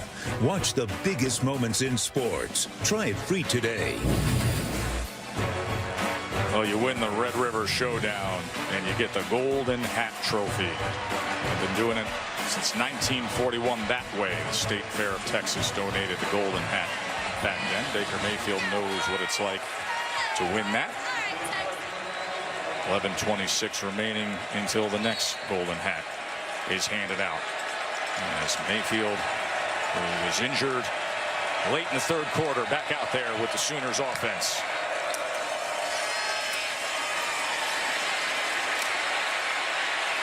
Just doing his thing. Mayfield. As he looks for Sermon and gets it complete. You know, football is a game of inches. I want to go back to the first play of the last Texas possession. They go for the stop and go. If this ball is thrown a little bit more inside, Duvernay, who has great speed, catches it in stride, and it's a touchdown, and Texas is leading. He throws them out of bounds, and as it turns out, Texas ends up turning it over on downs in Oklahoma territory for the second time tonight. When they could have attempted a 44-yard field goal and closed this game to 3, with still a lot of time to play. Mayfield, quick strike, was knocked away that time as he was trying to get it to Andrews, but Jones defended it. Jones is the guy that came in and had the big hit on Mayfield at the end of the third. Big play right here for the Texas defense. 3rd down and 7, 3rd down and 8. Oklahoma 5 of 13 on 3rd downs. Looks like more than 6 to me.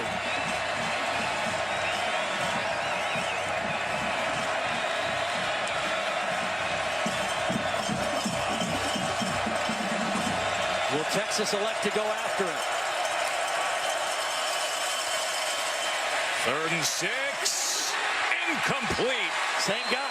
Mark Andrews has been shut out since the first quarter. He's been looking his way, but hasn't been able to connect. Same guy in coverage. Brandon Jones, the safety, is able to get a hand on the football.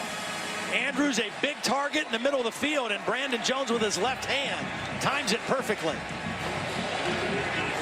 And you could see the right hand was not engaged. That was excellent play by the safety Jones. Second straight 3 and out for Oklahoma. Reggie Hemphill Maps back to return the cyber punt.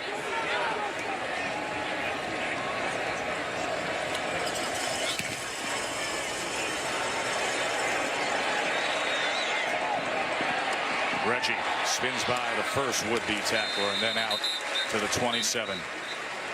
Well, does the freshman have it in him? Sam Ellinger back out there with Texas when we return in Dallas. I'm Adnan Burke back in our college football studios with an update on Auburn and LSU. Tigers are back in this one thanks to DJ Chark. He's returned 10 punts this year. 2 of them have gone for touchdowns. Nice percentage. LSU's down by 2, under 6 to go. Back to Joe and Todd. Tigers hanging around even with Kerryon Johnson having another big day. He's got over 150 yards rushing today for Auburn. 10:25 to play here. Just a 6-point margin in the Red River Rivalry. Ellinger maybe a yard there. You know, this Oklahoma defense, much maligned the last 2 weeks with their pass defense, but they have been outstanding today in negating the effectiveness of the 2 best receivers for Texas. Colin Johnson, Reggie Hemphill Maps combined 50 catches coming in today. Nothing, no production from either one of them, and that's a credit to the Oklahoma defense. 2nd and 9. Ellinger. One-handed catch by Hemphill Maps, and then trying to shoulder his way towards that line to make. It's going to be 3rd and short for Texas. Good concentration by Hemphill Maps, knowing that contact's probably coming soon. Does a nice job corralling that and then protecting the football at the end of the play. Ellinger. 1st down and more for Texas, and then a juke out to midfield. As he was led by Chris Warren. 15-yard run for Ellinger. He doesn't juke much, but he juked correctly on this one. Look at the safety. He thinks he's going to have to bow up and make a tackle, and Ellinger sidesteps him.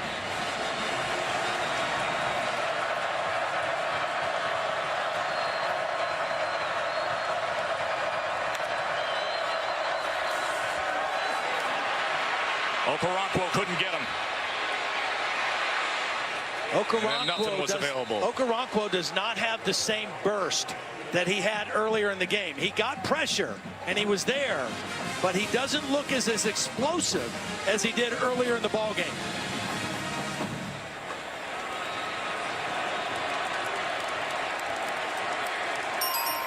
At this point, if you're Sam Ellinger, no negative plays.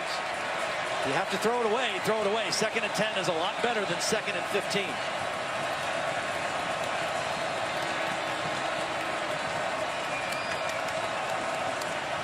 They only bring 4 after him.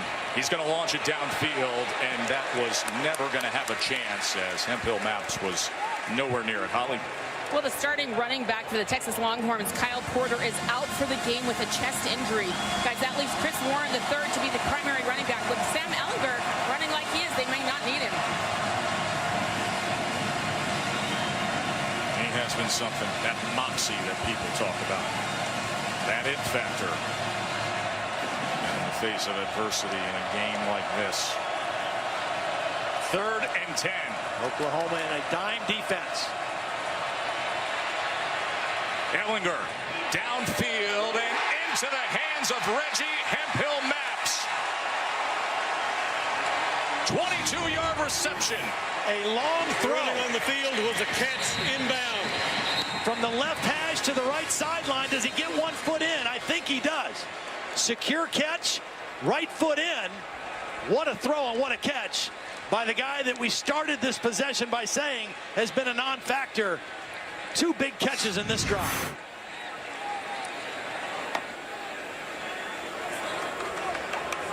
And that is DJ Ward, starting defensive end for Oklahoma, who is still down after that play.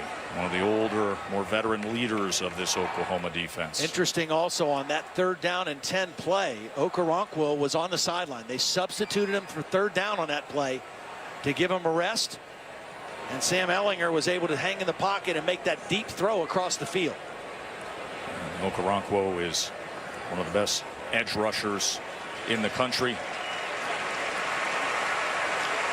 Ward is up and walking off.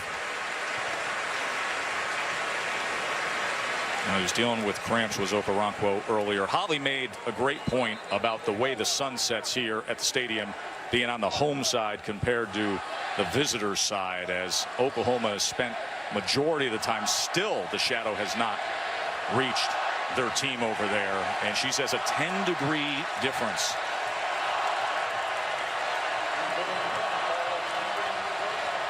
Sam Ellinger came up big moments ago with the 22-yard pass play to Hemphill Maps. Chris Warren in the game. He has not been much of a factor in the run game, but he sure has been in the pass game. They're looking for him again. Instead, he goes to Brewer inside the 20 and inside the 10, and Texas is going to have 1st and goal. This is a great read by Ellinger, because I think they might have been looking downfield first to the back, and he comes off to the tight end for a big-time play. Here he is right here. Now watch, he's going to sell this. He's going to sit in here and block and release late.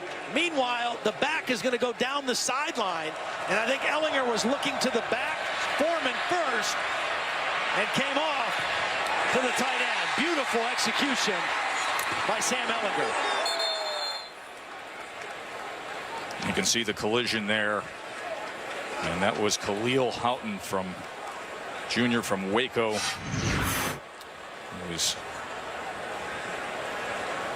He intended to by the training staff there after the contact was made at the end of that play. This is a battle. I mean, these two teams are going at each other. We've seen some good football games, some physical games, but this is a war of attrition right now. These two teams are going at each other. Nobody is backing down, and the resiliency that both of these teams is showing is incredible. And I just like the way things really set up this week of one team that's a college football playoff trajectory. Right. They take the upset loss, but they know, hey, everybody takes the one loss in this playoff era. We got everything right in front of us. But then there's that rival team that feels the momentum. They're cresting at the right time. They're finding their confidence. And now it meets up today here. And not only that, they're 2-0 in this league. And so a win today that would put them at 3-0 in the Big 12, it would be a huge step for the Texas football team. Fifth consecutive year that Texas has entered this rivalry game unranked, and they won 2 of the last 4. But there's something a little different about this Texas team with Tom Herman and the defensive coordinator, Todd Orlando. The last time Texas got this deep in Oklahoma territory, it was a couple of runs, designed runs by the quarterback, Sam Ehlinger. Let's see what Oklahoma does to defend that on this possession. So here we go, 1st and goal.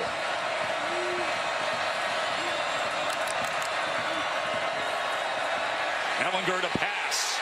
Now he's going to tuck.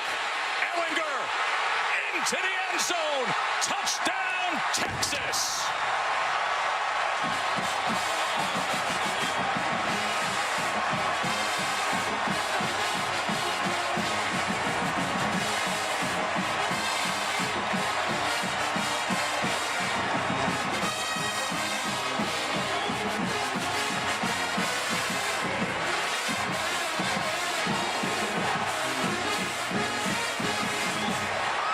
Extra point to take the lead.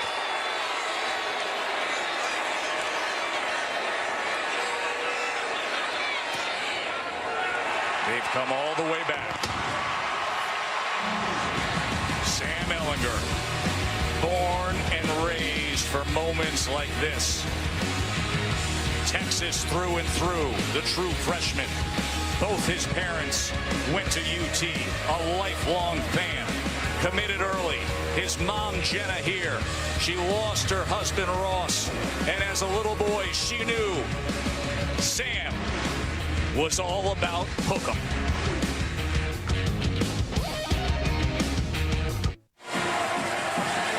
Look at this scene on the Texas sideline. ESPN College Football presented by PlayStation View. Part of Dos Equis Tailgate Week. How good is this? Red River Showdown. 2/3 of the 4th quarter left, though. A lot of time for Baker Mayfield and the Sooners. Here's Sutton on the return. And he is met just beyond the 20. I want to look at the touchdown. I want to show you the football instincts of Ehlinger. There's going to be a motion man who's going to go out for a route, and the tight end is going out for a route. Ehlinger is going to roll to his right with the idea of throwing back to the left. But it's not there. Now, the decision right here, if he throws it, he's got linemen downfield blocking. It would have been a penalty. He keeps it, he picks up the blocks, and he turns it into a touchdown. That's just football instincts and savvy by a kid who was playing high school ball last year. Since they trailed early on, look at what Texas has done, roaring back. 24 points and 258 yards to Oklahoma's 6. Sermon back in the game as well. That's him right here. That's good news for Oklahoma. Mayfield and Sermon both shaken up in this game, both back out there. Some pressure right up the middle from Jefferson, and a quick catch to Mark Andrews. Out to the 30, gain of 8.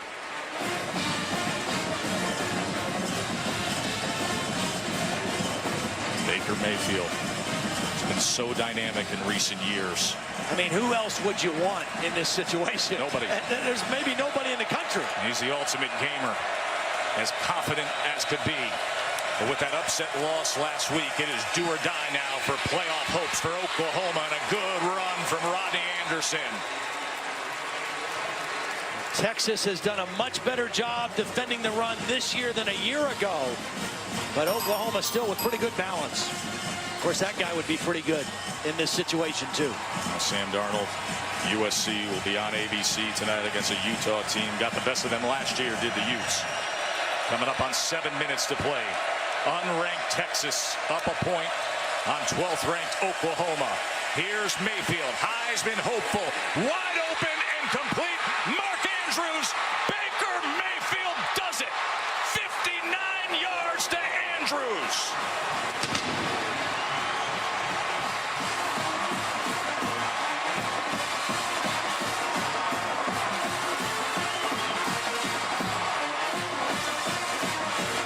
Lots of confusion in the back end of that Texas secondary.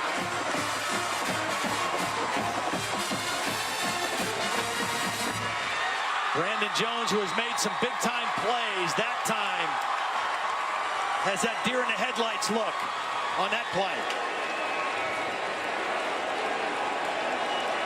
And they're going to keep the offense on the field here, as right now the margin is 5. So looking to make it 7 with the 2-point conversion.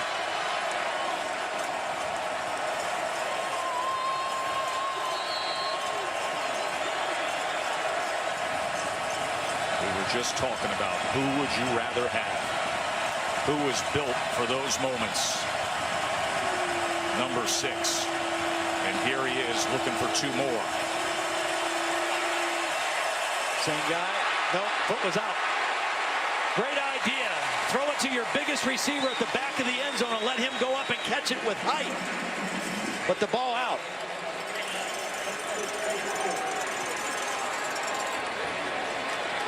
Lincoln Riley, head The ruling coach. on the field is the pass was caught out of bounds. And the play caller, and he dialed one up. He said, let's look for the big target streaking down the outside. Mark Andrews, 59-yard touchdown. Boomer Sooner back in front.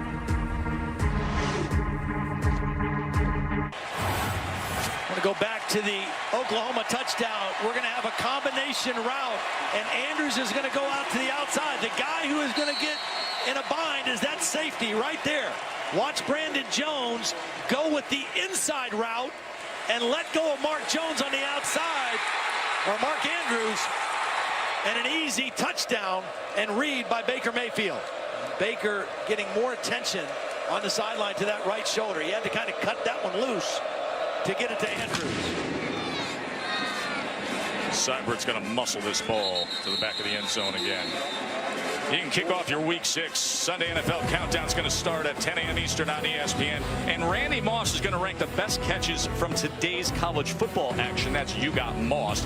And Desmond's joining Countdown. Desmond Howard's going to take a trip to KC to talk to Tyreek Hill. And then Colts and Titans coming your way with Monday Night Football, and coverage begins with Monday Night Countdown at 6 Eastern on ESPN. A lot of time left in the football game here. There's no question about that. We said that about Baker Mayfield. Same thing for Sam Ehlinger. Even this possession is not a do-or-die possession. One of the reasons Texas is still in this football game is they have played a clean game. No turnovers and only 1 penalty in the game so far. One quarterback has made 39 starts. This one is just his 4th. Ehlinger. He has grown up today, though. Extending near side and then tucks. And he'll pick up 3 yards there.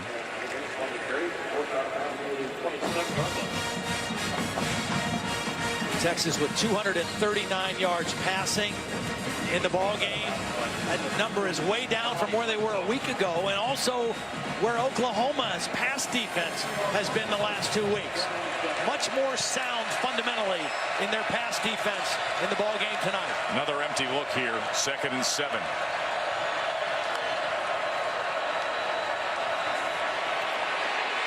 Flag is down as Okoronkwo went down.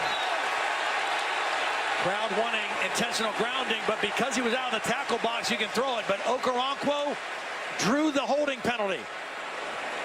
Good one-on-one pass rush that time. And they flipped him back and forth from side to side, this time working on the true freshman, Derek Kerstetter.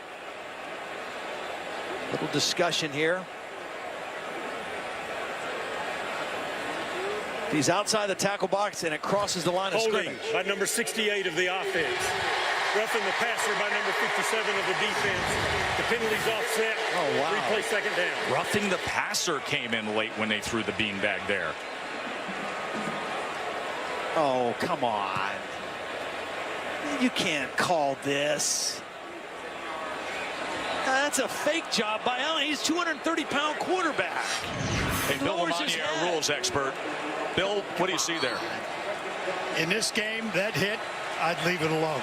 I think you can't even use the word hit there. Trying to set up the screen, and they do so. Here's Chris Warren. Their screen game has been really effective, and there's another late flag. This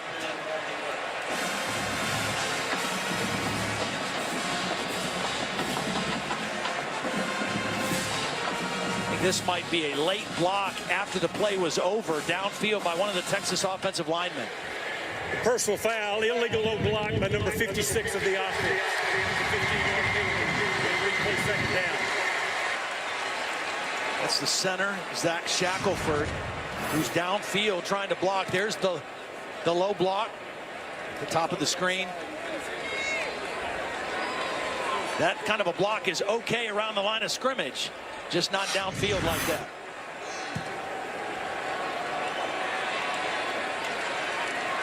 And that's a spot foul. So they're going to mark the ball back at the 28. I just mentioned Texas playing a clean game. That was a key penalty and a very unnecessary penalty. 2 penalties now on this possession. Would have been first down at the 43. Instead, we've got a 2nd and 7 now. Ellinger being away from the pressure, asking for a block downfield, getting it from Johnson, his receiver, and moving the chains for the Horns. Did a nice job of reading the block of Kerstetter on Okoronkwo. Watch Okoronkwo go inside. And Sam Ellinger saw that he had the outside to scramble. Take advantage of the block, get another block by your wide receiver, and pick up the first down. 5.5 minutes to play. Oklahoma trying to stay alive for the college football playoff. No wiggle room after the loss last week. Ellinger to pass, plenty of time. Now spins away from Okoronkwo, and again will tuck and run, and he is ridden down after a gain of about 2.5 yards. Ellinger slow to get up at the end of this play. He is still down right there among his teammates and coaches. He landed hard on his right shoulder, it appears, as well at the end of that play.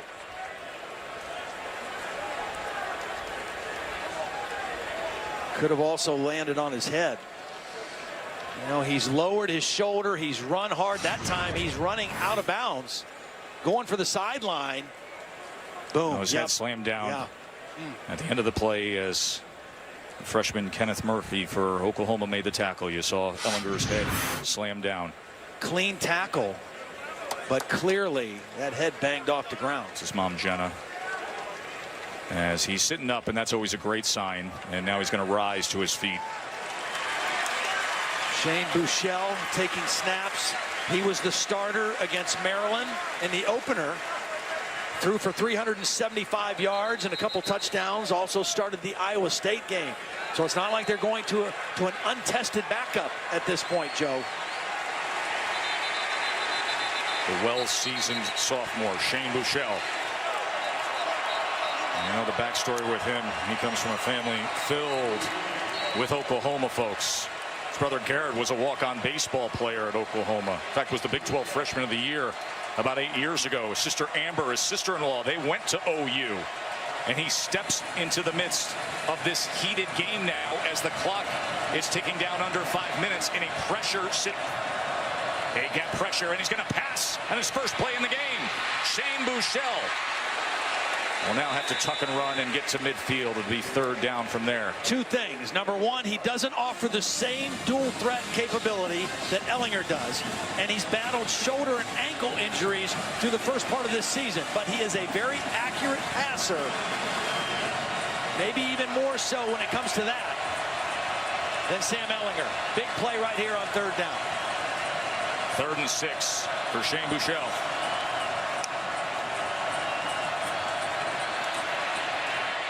Here's Warren. Stop. Settled. Got it. Boy, has this guy been clutch coming out of the backfield. Stayed off of a knee, showed balance on the sideline, and able to convert the first down. What great athleticism from Warren. And now just 4 minutes to play. Ehlinger out of the game. Shane Buechele in. Nobody's guarding Colin Johnson right now. Now they get out there.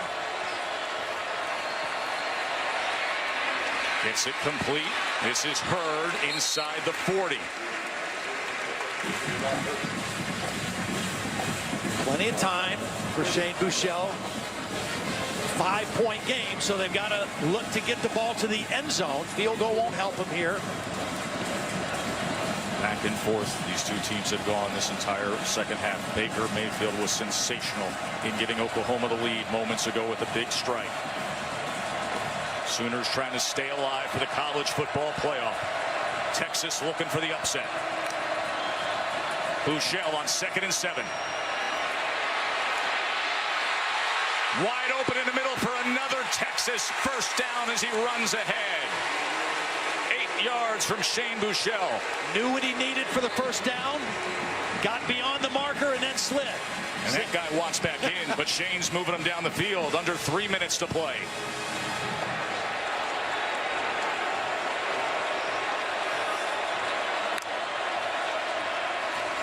Buechele again. Sack, nearly lost the ball as DJ Ward was crashing in on him. And Tom Herman wants to call timeout. Had a lot of momentum, a lot of forward progress with their offense. And a nice big play by DJ Ward, working on the left tackle, knocks that arm away, and almost knocked the ball out of Shane Buechele's arms as well. Let's check in with that man. All right, Ted, thank you very much. Jalen Hurts, one of 4 qualified FBS quarterbacks without an interception this season. Alabama getting set for Arkansas. Arkansas hasn't beaten the Crimson Tide since 2006. They haven't won in Tuscaloosa since 2003, just under 20 minutes away from that. And LSU and Auburn is a final. Jarrett Stidham had just 6 passing yards in the second half. Top 10 Auburn teams fall to 0-4 in Baton Rouge. Great win for Coach Ed Orgeron. Joe, back to you. Meanwhile, a 5-point margin here would have been just a 2-point game if they were able to get the field goal that they passed on earlier in the 4th. Meanwhile, Ehlinger and Herman discussing things on the sidelines. And Ehlinger is back in there. 2nd and 17. That was moments ago. Then they called the timeout. Right now, Sam, what you're thinking of if you're the quarterback here, you don't have to get it all back in one play. Because this is 4-down territory. So you can chip away at this 2nd down and long. You just can't go backwards anymore.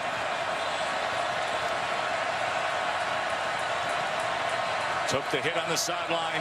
Buechele came in, marched him a bit, and now back to the freshman Ehlinger, as there was some motion up front. Took too long at the line of scrimmage, Joe. You know, those offensive linemen, they're up there. They're trying to hold their water. False start by number 51 of the offense. The 5-yard penalty, and it's still 2nd down. That's Terrell Cooney, who's playing right guard. Oklahoma is moving and jumping and shifting. And those guys are up there ready to block. Back them up a little bit more. Got to get to the 21-yard line. 2nd and 22.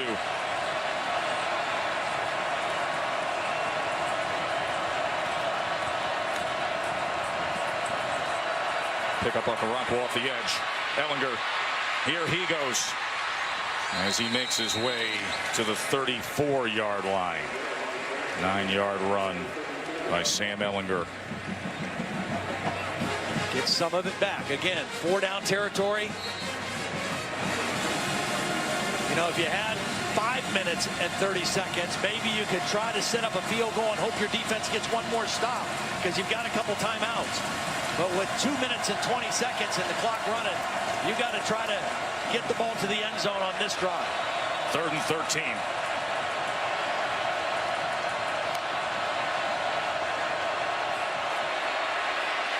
Sprinting left, looking to extend.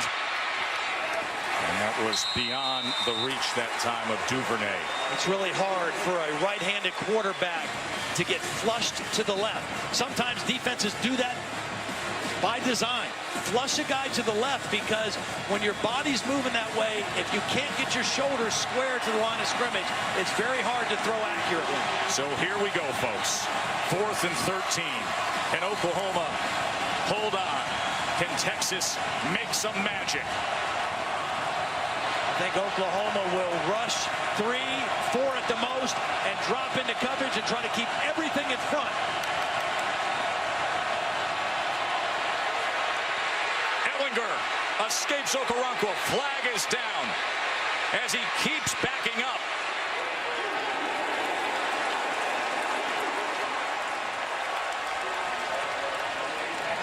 It has been that kind of a day from start to finish.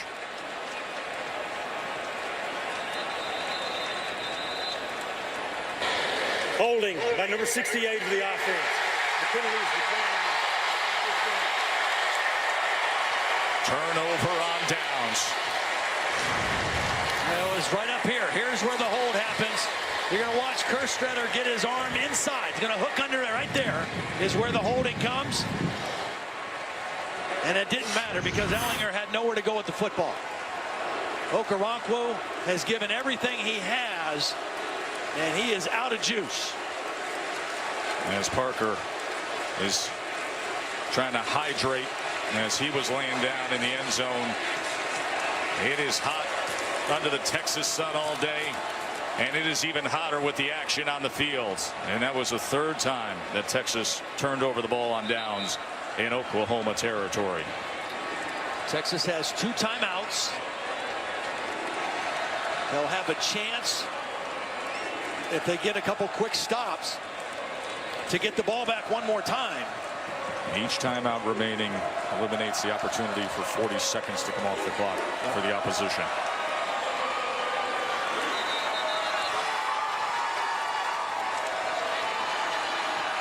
The way this Texas defense stepped up in the second half, and then the guts shown by Baker Mayfield after he took the big hit to launch it to Andrews. College football is about moments. Heisman campaigns, all about moments. And Baker Mayfield had one today here in the Red River Showdown. They run the counter out of this formation a lot. Zone play here. Here's Sermon. He started off so well today, and he will try to bring this thing home for Oklahoma. They're going to let the clock go on this first down play and call timeout on 2nd and 3rd down. On the other side, Oklahoma will use as much of the clock as they can. Let that play clock go as far down as you can before snapping the football.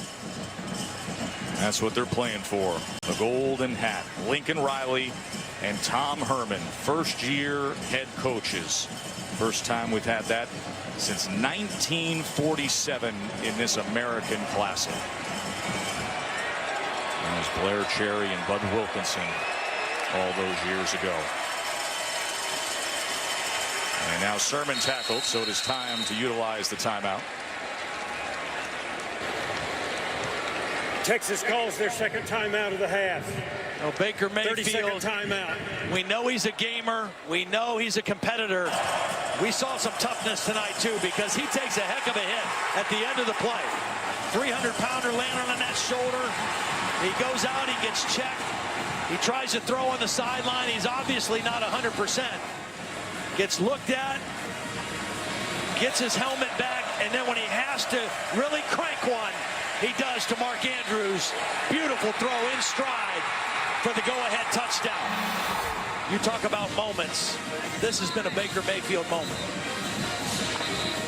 His season, he did throw an interception today for the first time all year, but this senior season for Baker Mayfield has been unbelievably efficient. Of course, we got much more college football to come your way, and then at the end of the night at Sports Center at night with Stan Barrett and Linda Cohen from LA. They get you set on the whole day of college football, AL, NLCS games, NHL, NBA, and NFL news. As Baker Mayfield has a Big 12 record of at least 2 touchdown passes in 19 straight games. And his second one today was incredible. Sermon wrapped up on 3rd down, so Texas that final timeout. Big tackle right there by Malik Texas Jefferson. calls their final timeout of the half. And they managed that well defensively as 57 seconds remain with Oklahoma punting. Now the critical thing for Oklahoma is your punt snap and getting the ball out, because I would imagine Texas, who worked a lot this week on punt rush, will come after Seibert with everything they have.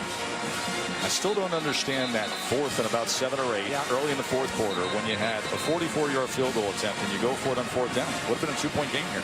Well, Tom told us at the hotel the other night that he was not confident. I mean, you can tell he was not confident with where he was at from the field goal standpoint.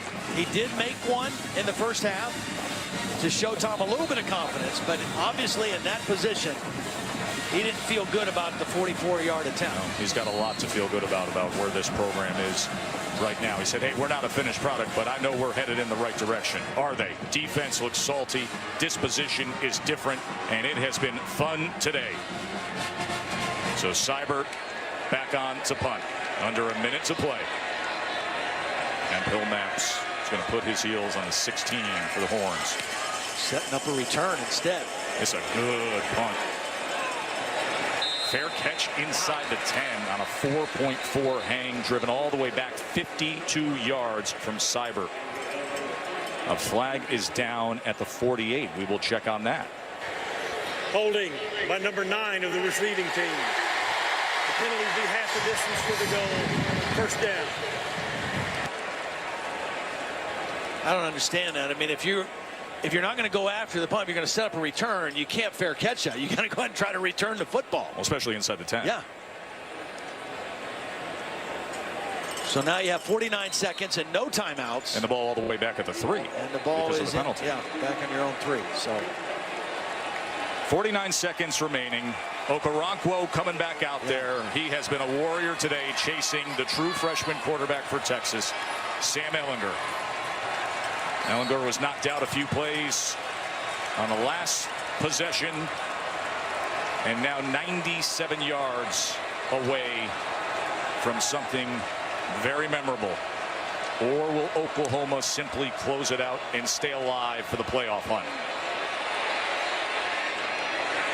He connects. Good way to start things, as Colin Johnson is always a threat. 24-yard reception there. Clock stopped while they move the chains. No timeouts remain for Texas. There's Ehlinger again. They only bring 3. Now a little delay of tracking with Murray, and he gets it complete that time to little Jordan Humphrey for 9 yards. Out of bounds, stops the clock with half a minute to play here in Dallas.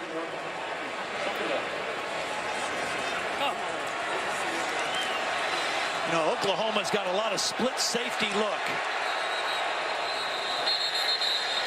The ruling on the field was a catch before he went out of bounds. The previous play is under further review. Let's take a peek at that last catch here. Does he secure it? And a little juggle, but he's able to drag that foot. But does he have firm control of the ball is the question. Kind of had it pressed against his leg with his wrist. Not sure that's secure catch. We've got longtime Big Ten official Bill Lamagna with us, our rules expert. Bill, what do you see? I don't see that as being good control of the ball. Replay should be turning this into an incomplete pass. Definitely kept the right foot in, but I agree. I don't think he has firm control of the catch. Yeah, he started to when that foot was in bounds, but he did not finish the control. And that ball moving from his hands, being pressed to his leg, that's not control enough. So this is an incomplete pass. Yeah, you say finish as a key word there. You got to have that firm control and maintain possession for the entire play. The process has to be completed to be a catch. And that was a 9-yard reception ruled on the field, but likely to be overturned. And it would be 2nd and 10 then. Talk about Tom Herman's bad memory from this rivalry game. Lincoln Riley's first experience in this game was as an offensive coordinator with Oklahoma back in 2015. Big upset. A 1-4 Texas team beat Oklahoma, sacked Baker Mayfield 6 times. And now he is 30 seconds away from a victory in his first game as the head coach.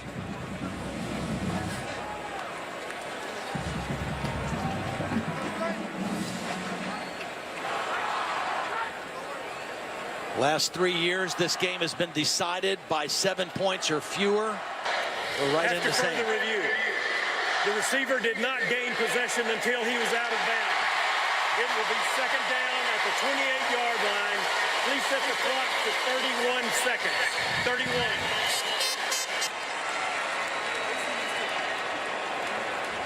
You mentioned 2015. Oklahoma was 4-0. They took the loss to a Texas team that was 1-4. They went to number 19 in the AP poll the next week, but they won their next 7 games. They made the college football playoff. Please set the game clock to 31 seconds. That guy right there has talked plenty this week about what happened against Iowa State. Don't worry about it. We control things. 2nd down. And they stay alive. Keep heading towards the college football playoff. Of course, TCU still looms. Bedlam still ahead. Gallagher is just going to try to make the most of that as the clock will count down now. Desperation time for Texas as he will clock it on 3rd down, leaving a 4th down. Yeah, I mean, that's not ideal because he dropped the snap on 2nd down. He had to run it.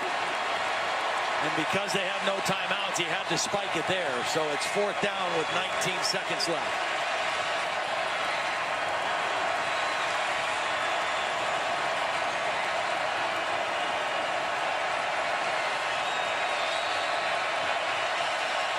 Fourth and 5 to stay alive. They're already pointing at the left tackle. Well, the left tackle moved, but Okoronkwo made a move at him that caused him to rock in his stance. It's going to go against Texas.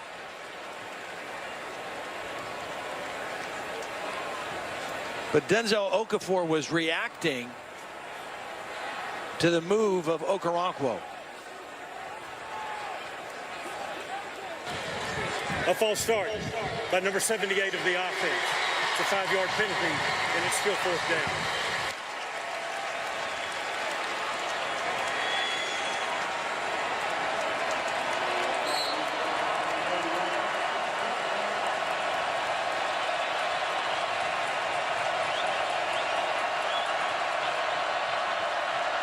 Fourth down, Ellinger. And the clock will only stop temporarily as he runs ahead for the 1st down. So he will need to clock the ball as soon as possible. And he does that with efficiency.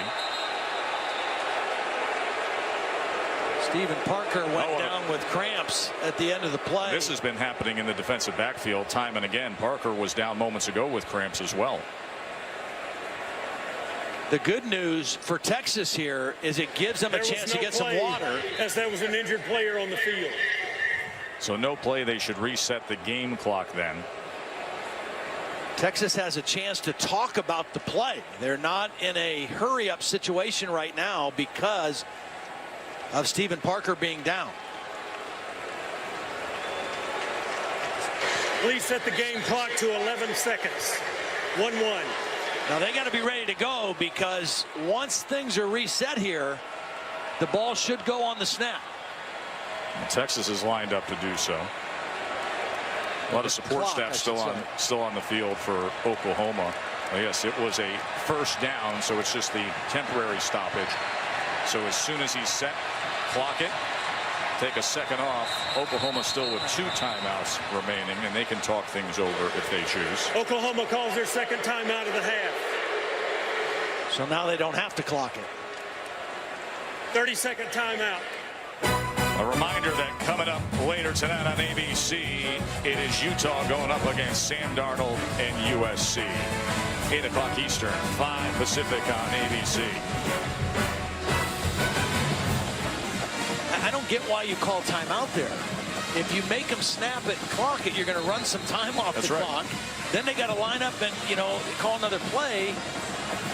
I almost think there was so much confusion there that Oklahoma wanted to simply say, okay, let's understand what we want to accomplish here as well. Well, they're playing prevent. I mean, they've got 3 guys that are casually kind of rushing. Look how deep their safeties are. I guess maybe that's what they did in the timeout, is they backed everybody up. Now they've got a true prevent defense with 4 guys down inside the 20-yard line. And one of the defensive backs on the field right now for Oklahoma is their star tight end, Mark Andrews. That's actually a smart move with his ability. As that ball, was that caught? What an acrobatic catch out of bounds with 4 seconds remaining. Lil Jordan Humphrey. Well, if this catch stands, the good thing is it at least gives. And then fell out of bounds. If this play stands, look at that body control. Is under further review. His left foot was out of bounds before he went up in the air. Amazing level of athleticism shown by Lil Jordan Humphrey. It's out right there. And I think it's out when he secures it. Boy, that's tough. Tremendous effort. If it stood, it would allow Texas to throw the ball to the end zone. If this play is wiped away, Sam Ehlinger can't get the ball in the air to the end zone. That play came from the Oklahoma 43.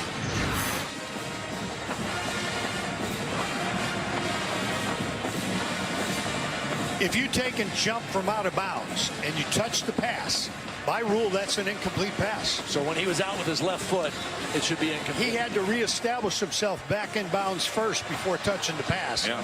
So this is an incomplete pass. As soon as we looked at it there, Bill, we saw that the foot started out of bounds and then he went up to try to get that ball, which was, as we said, incredible body control, but they should come to that same result that Bill Lamagna just offered up. Well, again, the big difference is if this ball would stay on the 44.5-yard line, Sam Ehlinger could get the ball all the way to the end zone and you could take a shot at a Hail Mary play.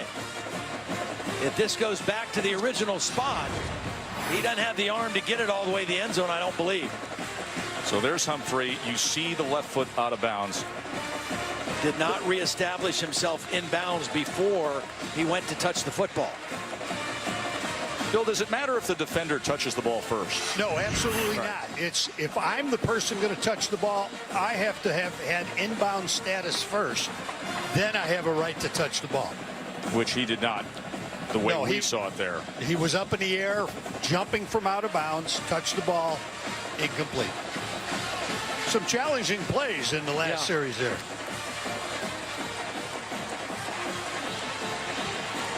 And that prevent defense, as we noted, includes Mark Andrews, the 6'5", 250-pound tight end who often flexes out and had the spectacular 59-yard touchdown catch from Baker Mayfield the moment of this fourth quarter. They're already backing it up.